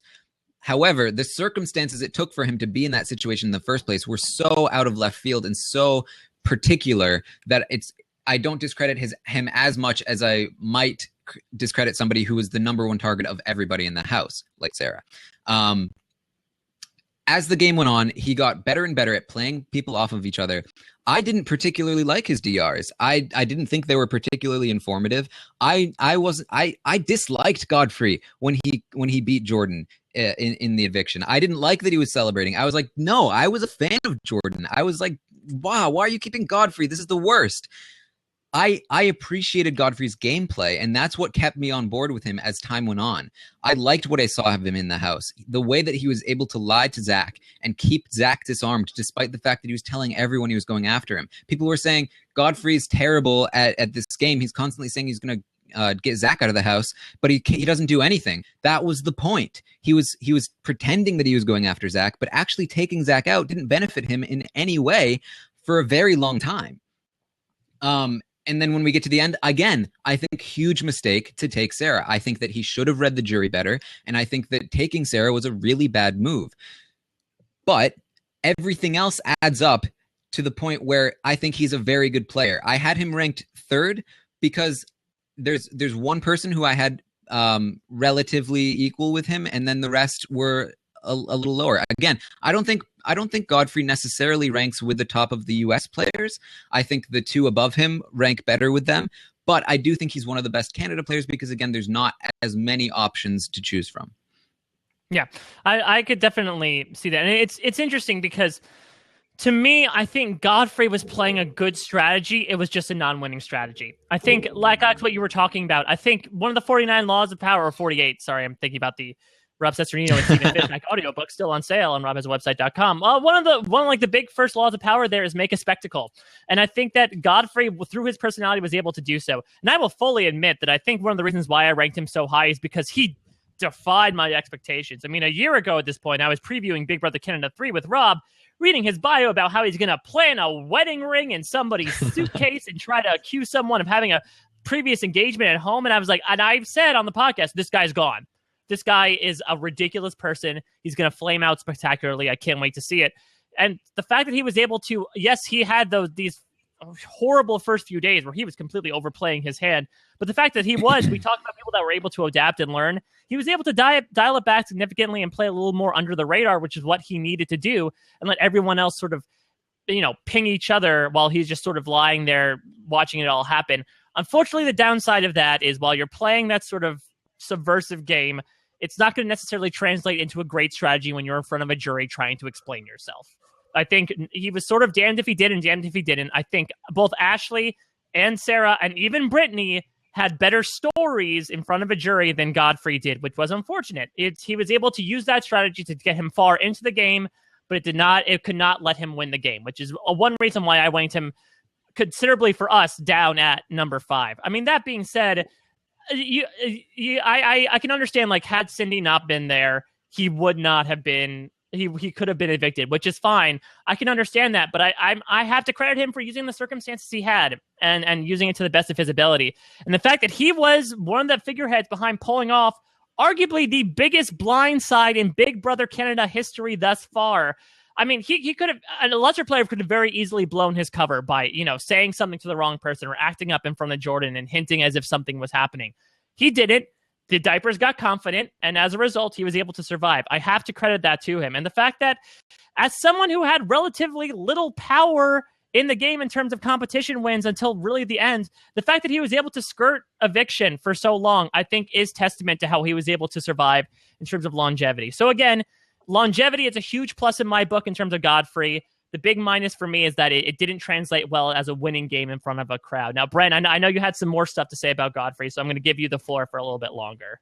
Well, my biggest problem with Godfrey is the fact that he got off the horse that brought him, because he was going this whole way to the Big Brother 3 Canada finale, not winning anything, wanting to create a persona where he was not respected. And then at the end, he decides to win something when I think it probably would have been better for him to throw it to Ashley, and she's always going to take Godfrey to the end. And I think maybe then he has a chance to win. My problem with Godfrey is, again, it goes back to holistic view of Big Brother. Godfrey forgets the number one thing that you have to have. You guys can go on about all the fabulous moves that he made, all the things that he was saying he was doing and tap dancing and all of that. You have to get people to like you. They did not like Godfrey. They did not like Godfrey. They did not respect Godfrey. They just didn't thought he was a more joke. Than Sarah. They thought he was a complete joke, Taran. They did. And if you have to depend on a jury speech to rectify the damage that you've done in the 3 months previously, where he willingly created a persona that was not to be respected so that he could get to the end, then you've got a problem. I mean, he just was unable to empathize and form bonds with people. They did not feel good about giving Godfrey the money. That's my problem. But they very well might have against Ashley. They did respect him. Kevin left the game thinking Godfrey's playing amazingly. It's so funny. It's so funny that Mike brings up the fact that, he didn't get power into the end. I think it's a good thing he didn't get power to the end, because the one time he did have power, he totally blew it. So who knows what he would have done to his game if he actually won HOH when there was Final 5 or Final 4. He was throwing a lot of those competitions because he knew that being in power would be bad for his game. Again, this just comes back to a different view of the game. Like Alex said, you're going to either view Godfrey you can view it in abstract terms, and I can view it in like actual terms. I think no, you're viewing it. You look at like separate moves along the way, and I think you have to look at things as a whole. Godfrey people just didn't like him. So how are you going to credit somebody as a good Big Brother player when literally there's no way people are going to vote for him to win at the end. They may, in essence, vote against Ashley, but there's no way he's ever going to get to the end in a winning position where people feel good about giving him the money. And I can't believe that you have him on number 3 on your list because of that. Well, these two people agree with me as well, for the most part. So, yeah, fine. That's great. That doesn't mean it doesn't mean that I'm wrong. It just means that I have a different viewpoint of it that may be correct. All right. So, Godfrey Mangwiza, depending on what camp you may be in, no matter what, he is number 5 on our rankings. That is substantiated. Something that is a little less substantiated, guys. It would not be a true ranking on the RHAPpy Hour without a tie. So, we have to resolve a tie between these next two people for who is going to be number 3 and who is going to be number 4.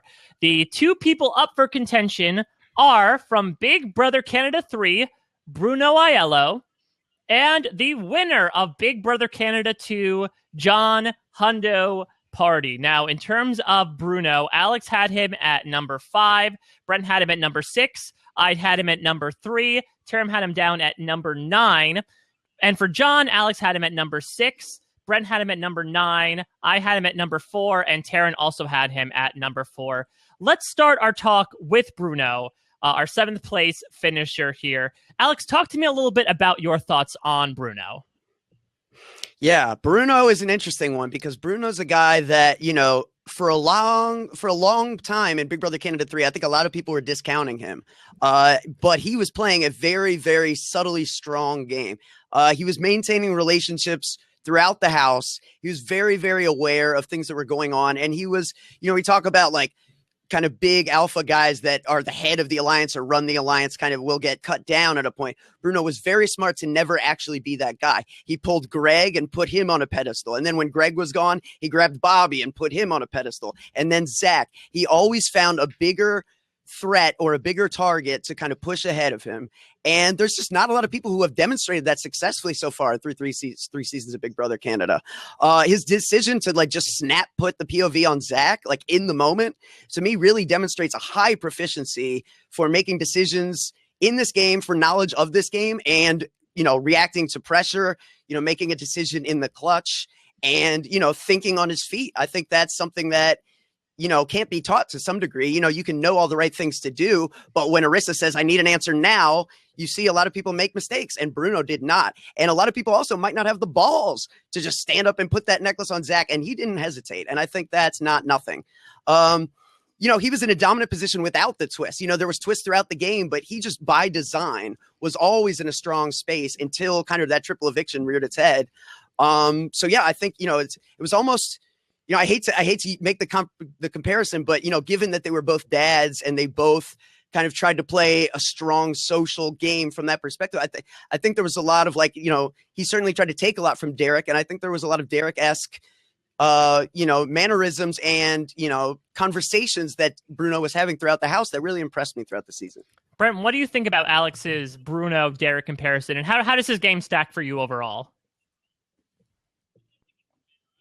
I mean, I think it's fair. I think that the one obvious chink in the armor is his temper. That argument that he got into with Sarah the week that Ashley was HOH. It's true that, he thought he was never going to be in danger, but there are twists in Big Brother. And you knew it was odd that Canada voted for the have-nots. I mean, that just smelled from the beginning. It's like if you were in the house and you've watched Big Brother, and all of a sudden, out of nowhere, they say Canada's going to vote for the have-nots, which is essentially telling you who the unpopular people are in the house. And it's Sarah and Brittany. I feel like you have to know better that maybe there's something fishy going on this week. But that's asking him to be omniscient. I'm not asking him to be omniscient here. I am asking him to keep his temper. And even though I have him high-ish on my list, I do wish that he was able to control that better, because he had a real chance there to stay in the house if he was able to control his temper, and they would have evicted Zack.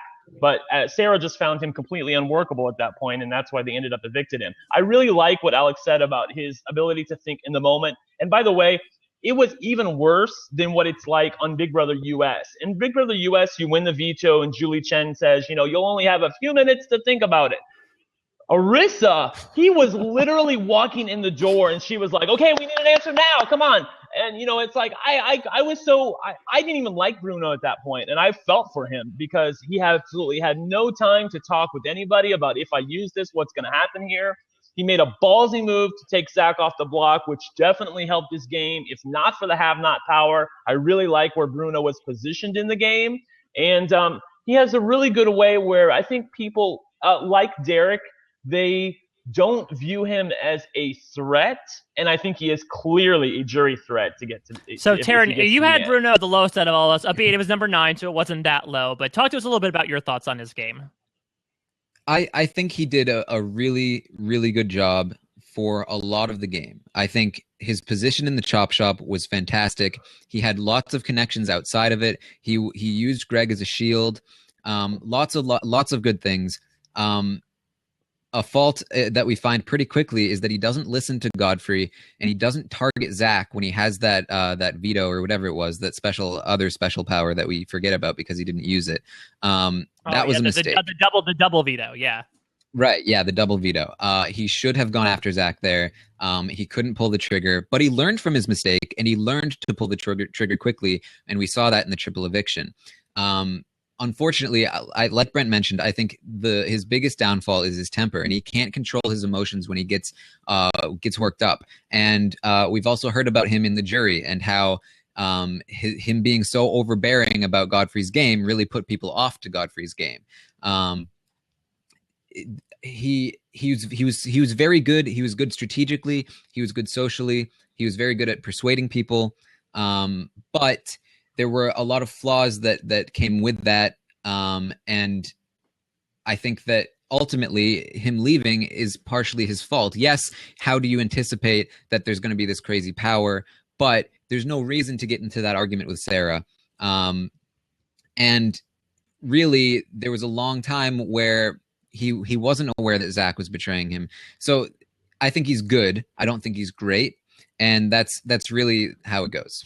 I think he was positioned to win because he managed to survive most of the twists that took out some of the other players. But who knows what happens, because Godfrey is a wolf in sheep's clothing, and who knows what happens if he doesn't leave with that twist.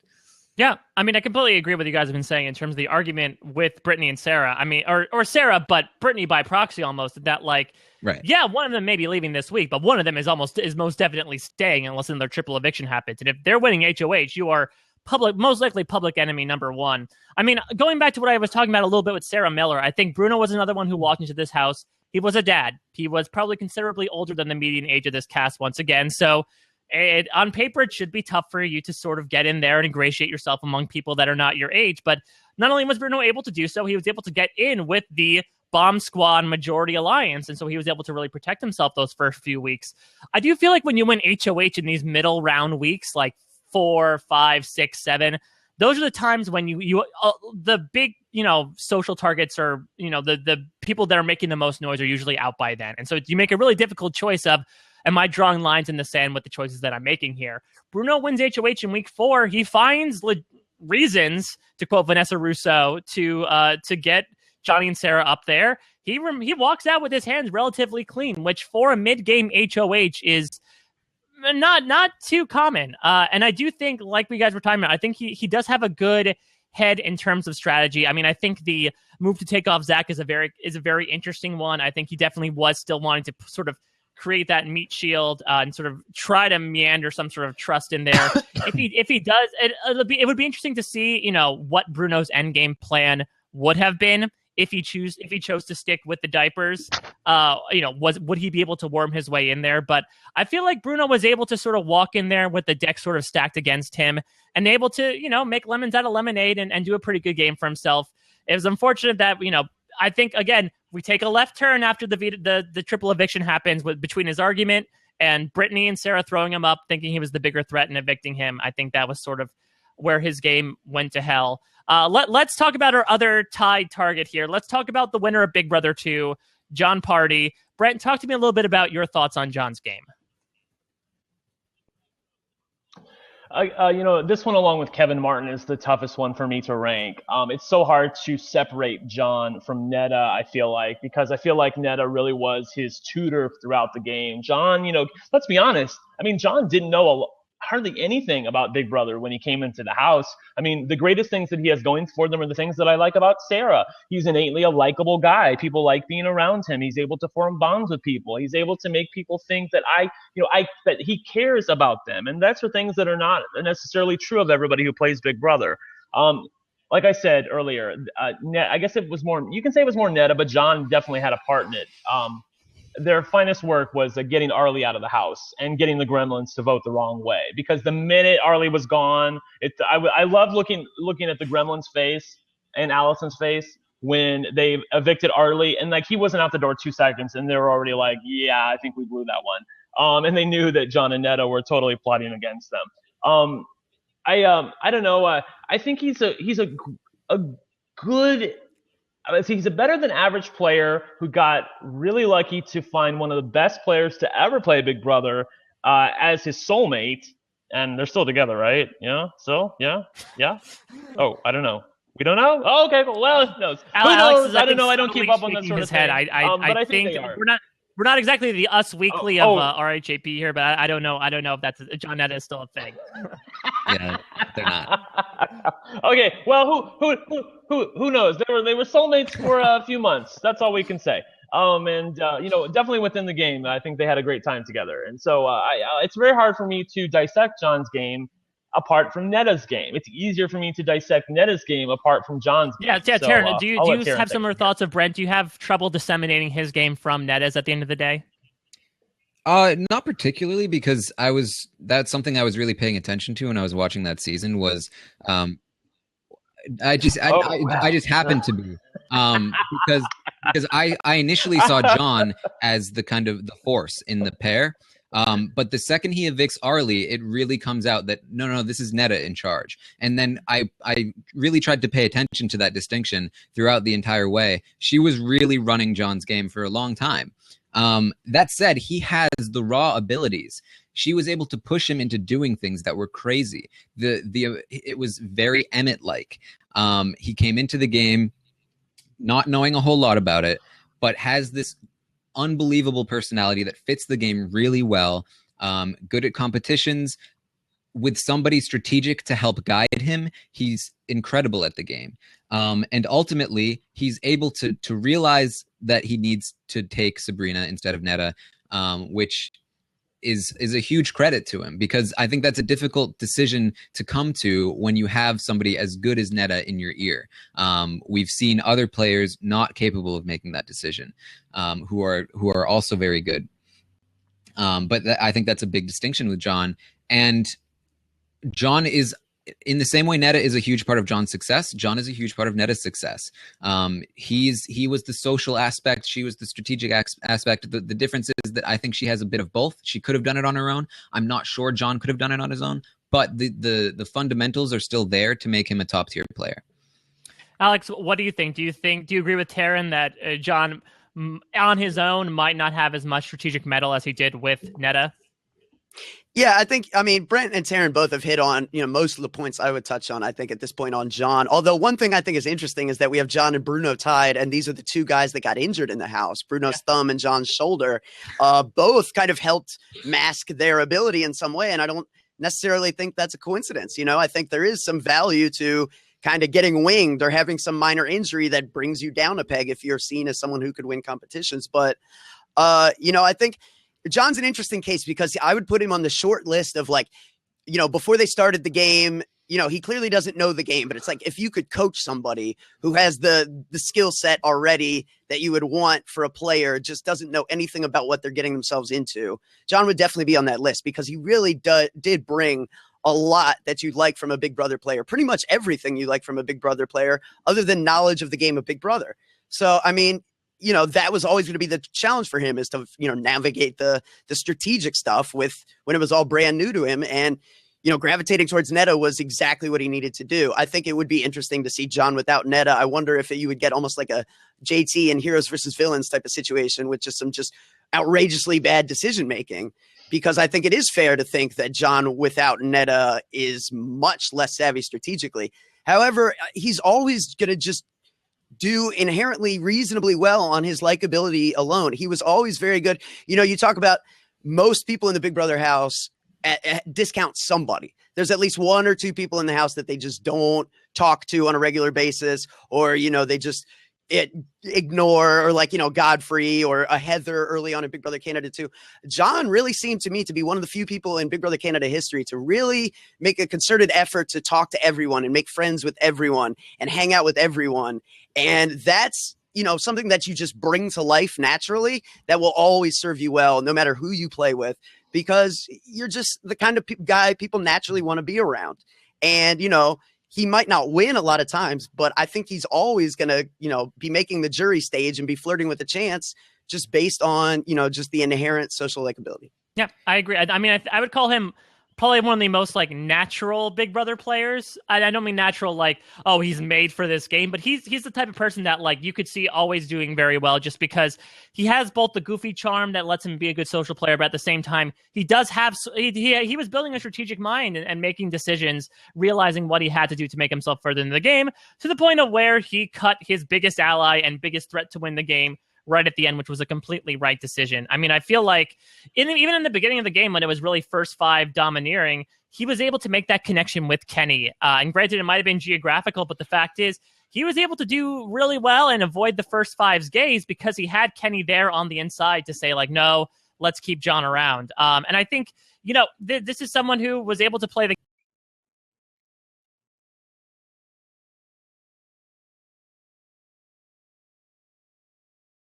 cut Arlie, and cutting Adele wasn't his fault, but he did put him up there. And so he ended up cutting Heather too, because he won Final Four veto, and arguably these could be people that vote against him because they say, how dare you take Sabrina to the end instead of us after we make this deal? But instead they choose to honor the gameplay that he had in terms of his likability as well. So the only qualms I really have with his game is that, I mean, I'm not a big fan of the fact that he had to win the Final Four veto. I know it's a little contentious as to whether Neda would have cut him at that point, but She would have. But so if he didn't win, he was gone, and so I feel like that might be a little bit of a sticking point. But the fact is, I do enjoy just all the stuff that he learned to play over the course of this game and how he was able to apply it. Here's the big question, guys: in your opinion, who is number 3? Who is number 4? Bruno Aiello, or Jon, Taran, you have something to say first? There is. I do think there are a few things that should be pointed out. His connection with Kenny, it did go sour, and he was on the first five's target range when the Canada HOH happened. He might have been in a lot of trouble had that not happened, and if they had won that HOH. And also, I think him taking out Arlie and the other one, Adele, both not great moves for him strategically. So like I said, I mean, I think he's very good, but I thought those things should be pointed out. So would you put Bruno above Jon in your opinion? Jon's ahead of Bruno, no question for me. What about you guys? I've got Bruno one spot ahead of Jon on my rankings. I think Bruno just, Jon had some help, whether or not, he could have been in trouble if Canada's HOH doesn't happen. It did seem like there was a chance for the first five to run the table, and that's a very different game. Whereas Bruno had the twist kind of go against him, and I feel like was able to kind of counteract. So I did give Bruno a little bit of an edge there. What about you, Brent? What do you think? I concur. I give, even though he has his faults as far as inability to control his emotions, I really do think that, Bruno did well in spite of the twists, and I feel like Jon did good almost because of the twists that helped him. So I'm going to give the edge to Bruno in this spot. Yeah, sorry, Taran. I mean, I'm going to go with the technicality as well. I put Bruno one spot above Jon. So I think by consensus, by majority opinion, I should say, let's put Bruno at number 3 and Jon number 4. I feel like the chat room is going to throw in the I warned you. I told you that this list, I did not endorse this list. I told you. You should have known. Yeah, the chat room is going crazy. Taran's throwing us to the wolves as per usual, or the wolves in sheep's clothing, if you will. But there's I mean, you heard us wax profane about both these guys for the past 10 minutes. So, if your mileage may vary here. Let's move on to number 2, guys. I think I hear my doorbell because I think the milkman's here. It is Emmett Blois, 3rd place in Big Brother Canada Season 1. Emmett ranked 3rd with Alex. With Brent, he was down at number 5. Number 2 for both myself and Taran. Brent, talk to me a little bit about your thoughts on Emmett. I love a lot of things about Emmett's game. It's just amazing to me how somebody who is such an obvious athletic threat is not really targeted by anybody in the house. I mean, I know that he was definitely immune from, I think it was like Final 8, Final 7 on, where they went, back to back HOHs with him and Jillian. Nevertheless, the one thing that does bring him down to number 5 for me is that I feel like he has an obvious path to the end where it gets down to Final 4. It's between Tala and Gary. Gary, someone who's come back from the jury, who has been with the jurors, who, for all of his flaming gayness, is a really athletic boy. I mean, he really is. And you decide to keep Gary over someone who is so pathetic, so terrible, and Tala, and get rid of her at that point when you know that is not the correct decision to make. So, it's so troubling to me that he plays such a great game up until this point and then makes a fatal error at the end where if he doesn't make that mistake, him and Jillian win parts 1 and parts 2 of Final HOH, no problem whatsoever. There's no way in the world Tala wins either one of those 3. And I feel like even on a neutral playing ground, you should know that Tala is never going to be able to beat Jillian at anything that they put out there for them. So I don't know why he thought it was a good idea to take Gary to the end, other than the fact that Gary was telling him to his face, lying, by the way, that, I'm going to take – well, I know – but right at this point in the Final 4, he is lying to him because at this point he's already talked to Dan Giesling. Yeah. He's planning on betraying Emmett, but he's lying directly to Emmett's face saying, I'm going to take you to the Final 2, if I'm the Final HOH, and Emmett buys it. And it's a lie, and he ends up in 3rd place for it. So he got a little bit of payback because Jillian ended up winning at the end. But I have him at number 5 on my list because of that. And I'll let everybody, the 2 of you that put him in the 2nd place spot, I really do want to hear why you think he's number 2, which is a very vaunted place on my list because that's where I have Sarah Hanlon. So Taran, there have been some claims that when Dan Giesling came into the Big Brother house that might have actually been a detriment to Emmett's game. Now, as a big Dan person yourself, do you agree with this theory? And what are your thoughts on Emmett's game overall? I mean, I definitely. I mean, I was as a Dan fan, I was watching those feeds all night, and the change in the house after Dan was in there was incredible. Gary was professing to Dan his love and loyalty for Emmett, and he was willing to take Emmett to the end, even if he lost to him. And Dan managed to mist him out of it. Was basically what happened. I considered putting Dan at number one, best Big Brother Canada player of all time, because oh my God, the impact he had on this house. That would have been great. You should have done that. That would have been awesome. Number 1A, Hayden Moss. Yeah, John's shoulder. All these guys could have made it. But anyway, that said, I think Emmett is a fantastic player. I was talking with Colin Stone from the Dom and Colin podcast, and Colin kind of compared him. He said he's kind of like the JT of Big Brother Canada, where he didn't really have any knowledge of the game going in, but the amount of love that he garnered from these people, and the trust that they gave him, from Peter to Alec to everybody to Jillian, they all loved Emmett. And when Dan went in that house, Dan was astounded at the amount of control Emmett had in the game. And it even took people like that were watching the feeds by surprise, because it was hard to realize until Dan came in just how under his spell they were. Ultimately, I think he makes a huge mistake by keeping Gary instead of Tala. I understand where he's coming from, though, because he did have Gary so spellbound, and it did kind of take Dan to remove that spell from him, and not knowing that Dan had removed the spell, and the fact that Gary really shouldn't have been there in the first place, I don't subtract as much as I normally would have in this kind of situation where he makes such an obvious mistake, but it is the reason he's number 2 instead of number 1 for me. Another fault I have in his game is his back-to-back HOH wins with Jillian. Who knows if he would have had that control without that huge comp spree. I think probably, given the amount of social control he had, but it's hard to know because that happened. So I don't have that data in front of me. So that's another reason why he's number 2 for me and not number 1. But fantastic player and unbelievable instincts and ability. Alex, your thoughts on Emmett? Yeah, I think Emmett, I think there's a lot of similarities between Jon and Emmett, obviously, as, strong athletic guys that kind of figured the game out as they were kind of thrown into the fire, so to speak.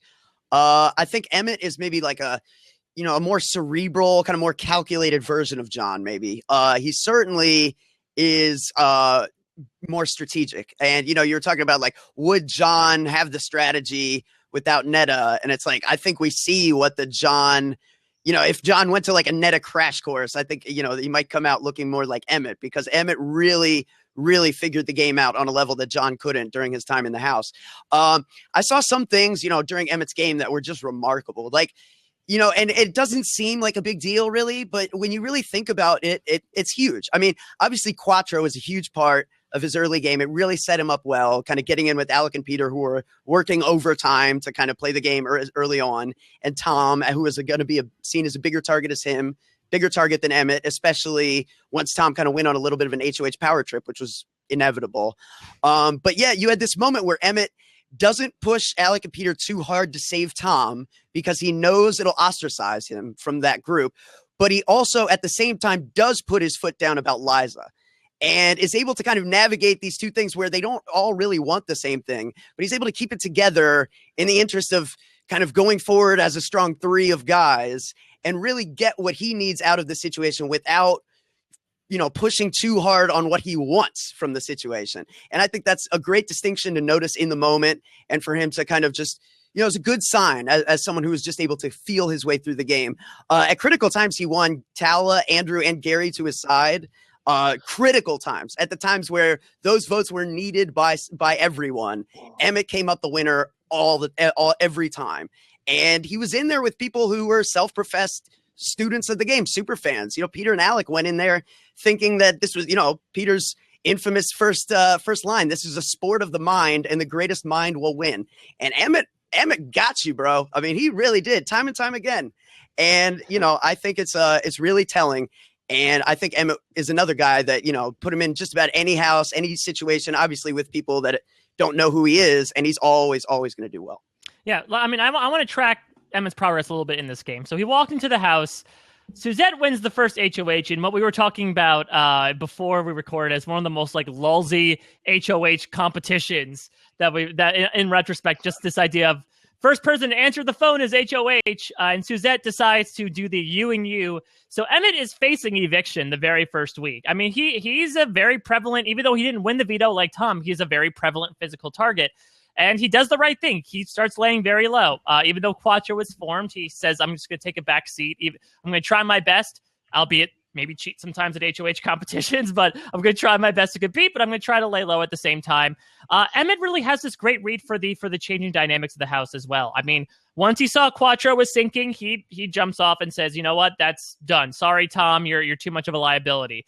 When he sees that Alec and Peter are starting to drift away from him as well, he says, all right, Andrew, now that AJ's gone, you're a rogue vote. Let me bring you in. Let's form an East Coast alliance. So I think that Emmett had a really good sense of when to make the right move, and he was able to do so. Like you just said, Alex, he was able. There were times when he was able to really rope in these stray individuals to work well for his game. And I think the fact that, again, I'm going to keep bringing up the showman steal, but he had a guaranteed partner there in Jillian. And the fact that he had evaded the block so many times, it might have been due to comp wins at the end of it, but the fact that he was able to evade the block so many times after being nominated that first week, in spite of being one of the biggest targets and one of the biggest partnerships in the house, is still pretty astounding. I mean, I think the big sticking point is that Brent, as what Brent pointed out, not taking Tala over Gary in the final three. Yes, the first HOH comp is usually endurance, and there's a chance that Tala may have survived. But unless it's a competition about walking in high heels on a treadmill, I think Jillian's beaten Tala any day of the week. So I feel like he definitely made a big miscalculation there, especially because it resulted in his eviction overall. But I mean, this guy, I feel like he played a very, very masterful game, especially for what some might perceive as like a country bumpkin, you know, a guy from the farm. He was able to come in and kind of snow everybody and make his way to the end and play a really impressive game. Any other thoughts on our number two, Emmett, before we move on to the grand finale, number one? Okay, here we are, guys. We have waited all this time. The number one Big Brother Canada player of all time, as the chat has predicted, it is a tie between Suzette Amaya and Poppin' Paul Jackson. That's it, guys. Thank you very much. Come on. Hashtag masturbating to Godfrey. Good night. No, I'm just kidding. The number one is, of course, Neda Kalantar, third place finisher in Big Brother 2.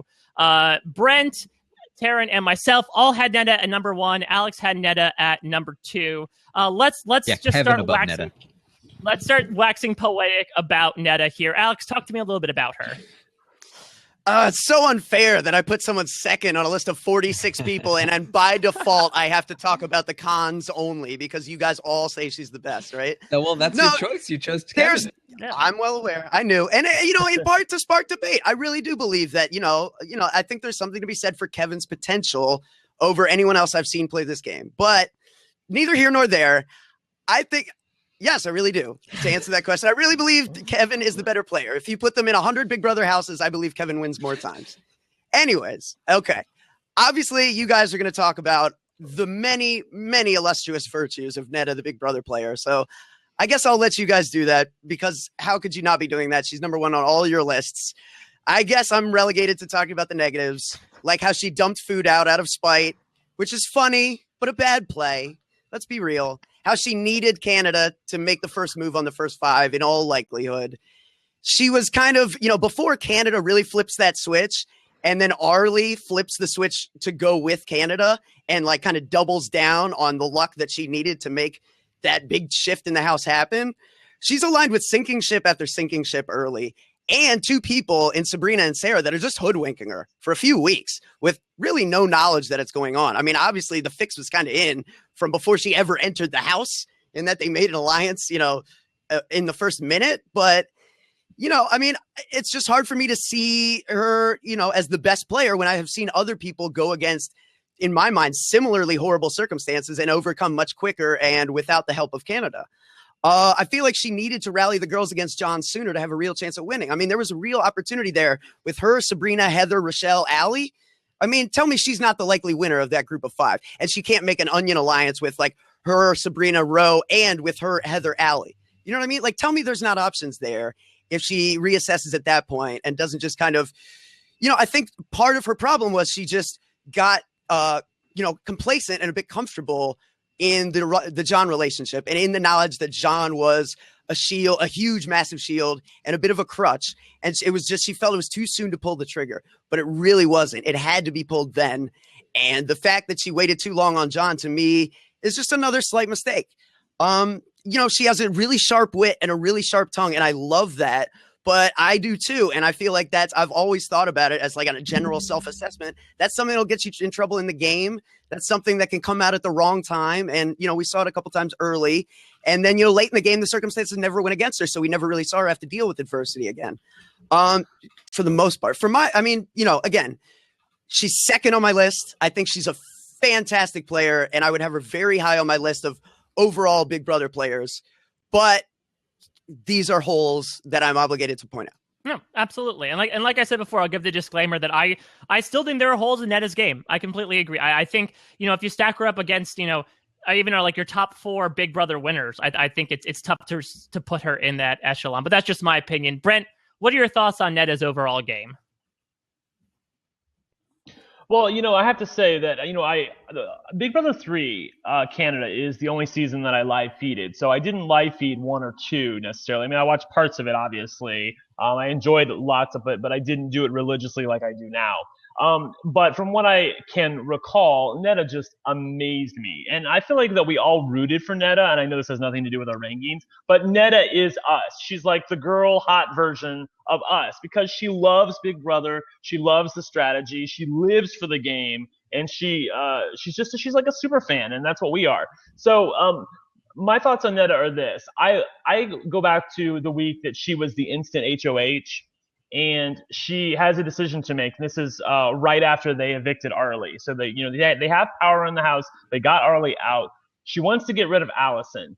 A lot of other players would have just gone up there and said, "These are my nominations. I'm nominating you, Allison, and you, Sabrina." But Neda took it upon herself to use the little bit of time that Big Brother gave her to say, "Allison, I'm nominating you. You are my target, and these are the reasons why, blah, blah, blah, blah, blah. And Sabrina, girl, you're the pawn." So, she instructed her alliance at that point. This is who I want out of the house. Even though you have Sabrina, who is in an obvious pair with Rochelle at that point, but she wants to get rid of Allison because she thinks it's the better move for her game, which she was correct.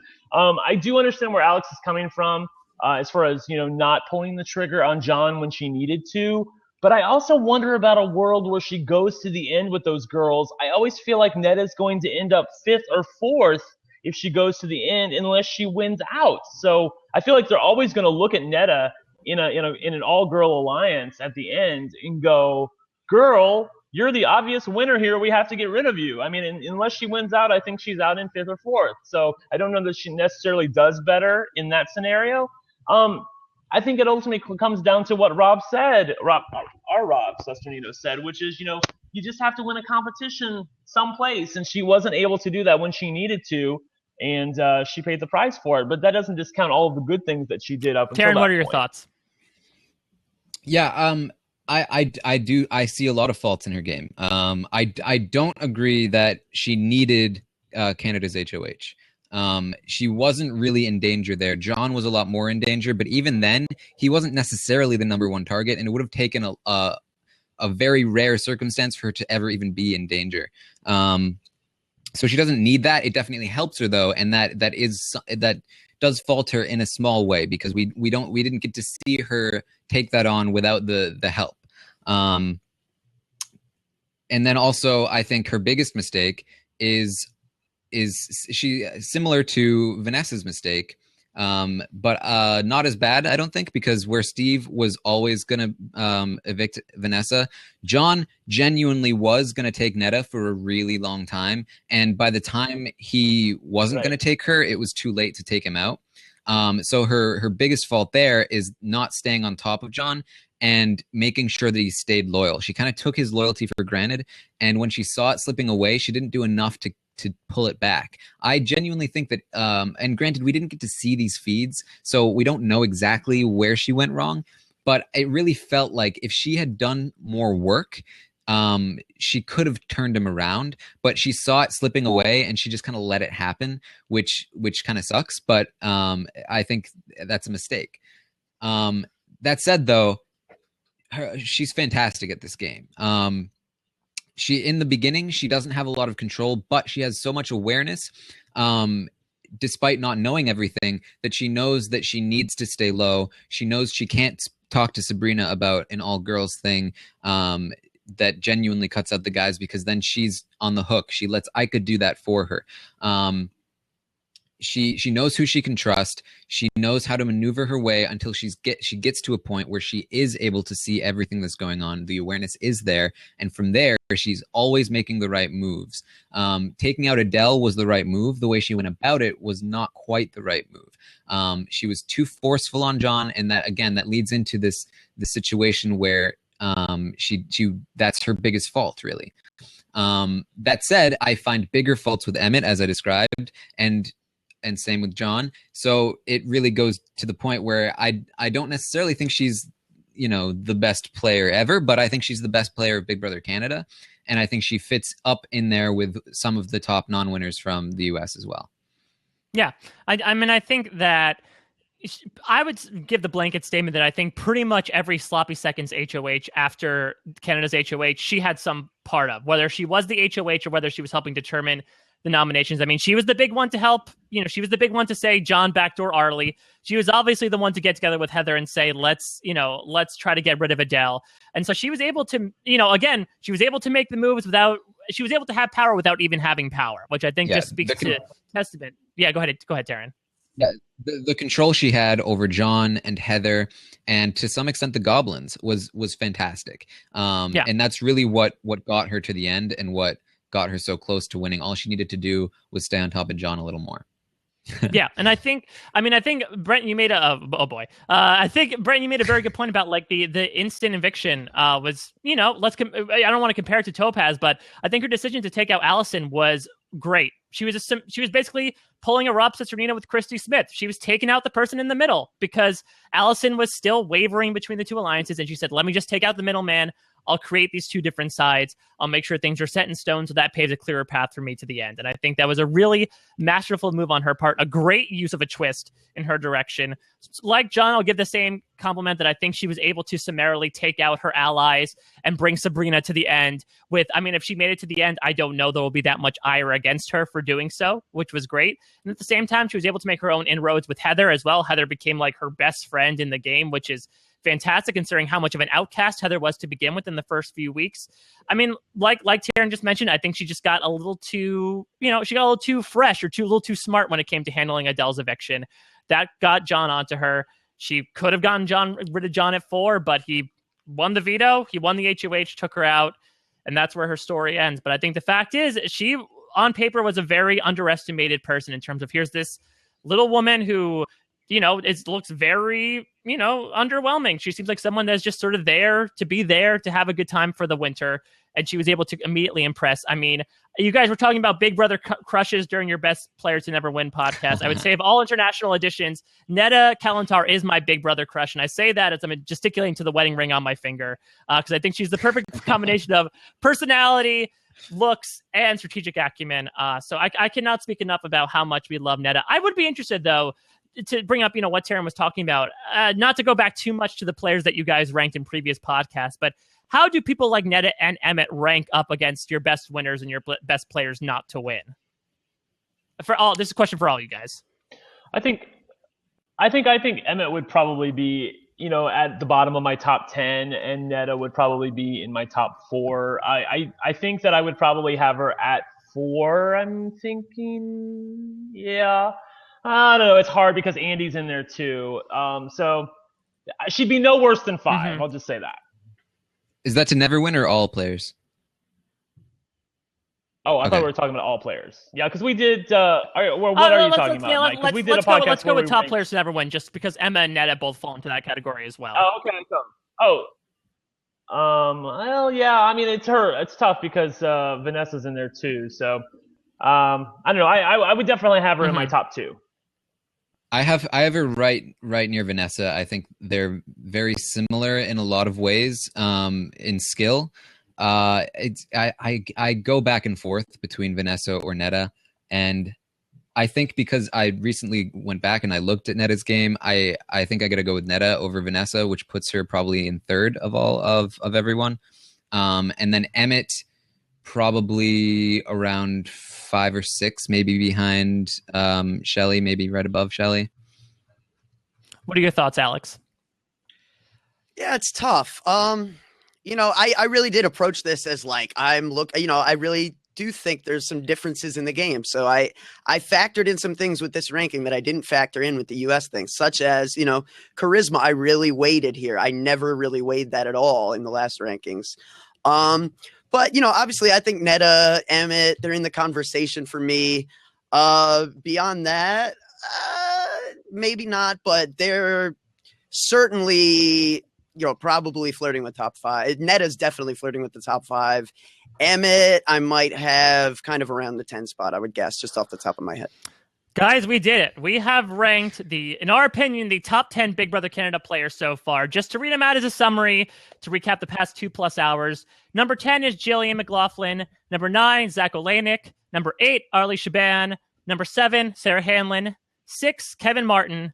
5, Godfrey Mangwiza. Number 4, Jon Pardy. Number 3, Bruno Aiello. Number 2, Emmett Blois. Number 1, Neda Kalantar.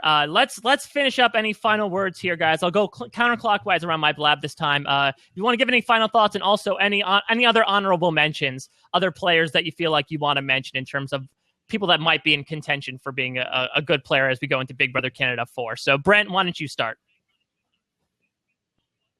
Well, I'm just going to tell people because I know they've been asking me on Twitter. They kept saying, though, I'm sure Brent's going to have Brittany really high on his ranks. Well, I did have her on my rankings. I had her at number 10.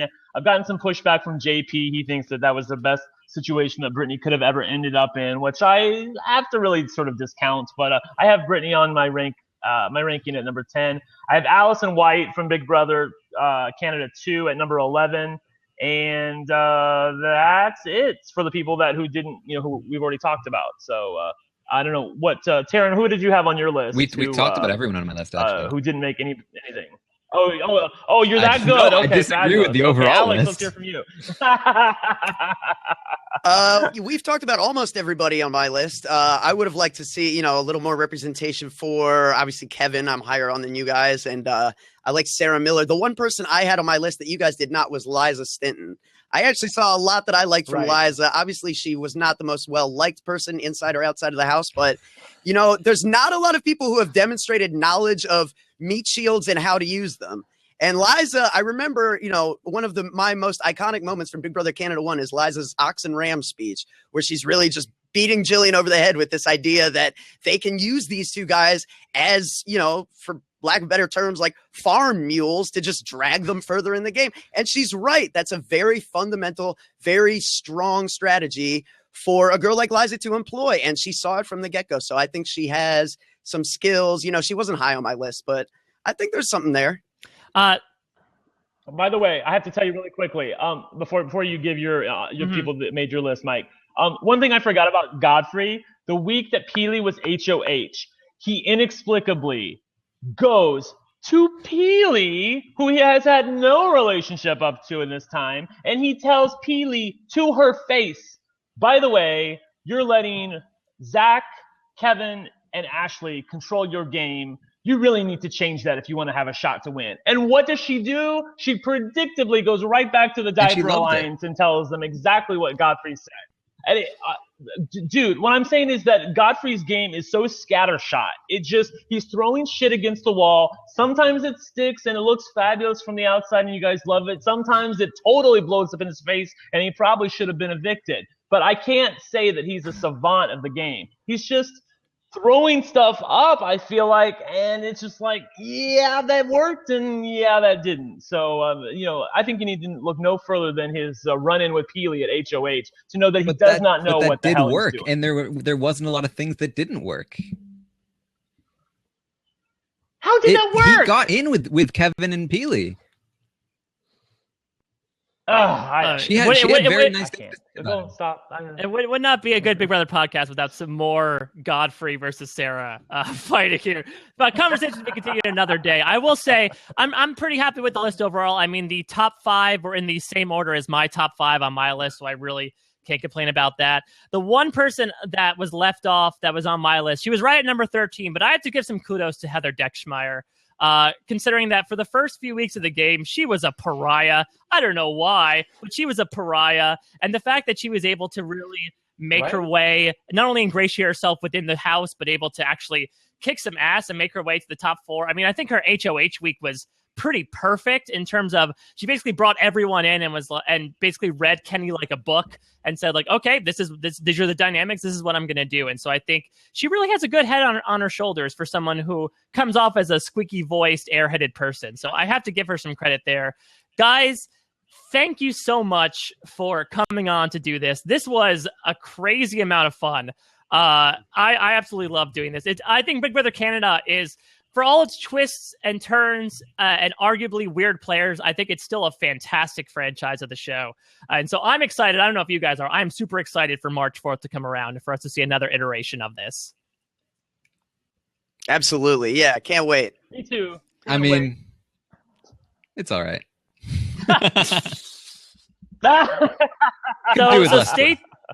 So stay tuned to RHAPpy and to us about any word about what's going on with Big Brother Canada coverage. I'm not exactly sure what's going on since we do have JP at the ready now. JP will be back next week with some coverage for the RHAPpy Hour. I don't know what it might be, but I will not be here. But thank you guys for having me on. This was a pleasure to do. Please follow all of us on Twitter. You can find Taran Armstrong at Armstrong Taran, Alex Kidwell at Alex Kidwell, Brent Wolgamott at One Lucky Gay, and I am at a Mike Bloom type on Twitter. To finish this off, guys, do we have a hashtag that we want to give out for everyone who made it through these rankings? I have a few that I could read out. Well, I would want to hear yours because I know what the chat wants, and I don't think it's proper. They wanted me to go with my. I have hashtag one to woo. I have hashtag Taran's receipts for when Brent tried to directly quote Taran at the Big Brother Canada 3. I have hashtag lucky bowels, and I have hashtag Kenny's butt. So, yes. Well, I don't know. Taran's receipts, or what was it again? Taran's receipts, one to woo, lucky bowels, or Kenny's butt. Yeah. I think I like Taran's receipts. I feel like that gets across the thing. And I like how every time this happens, it's always a hashtag about it's either Taran or Alex sounding like Jerry Maguire. or Blab hating Brent. Or Blab hating Brent. Yes. All right. Yes, I was trying to bring back that let's hashtag. do hashtag Taran's receipts for everyone who made it this far. Again, thank you guys so much for coming on. Thank you guys in the chat. Thank you guys in advance for listening to this in the archives. Jordan Parhar will be back next week with another edition of the RHAPpy Hour. For Taran Armstrong, Alex Kidwell, Brent Wolgamott, I am Mike Bloom. Hashtag Taran's receipts. This was the reality TV RHAPpy Hour. Take care.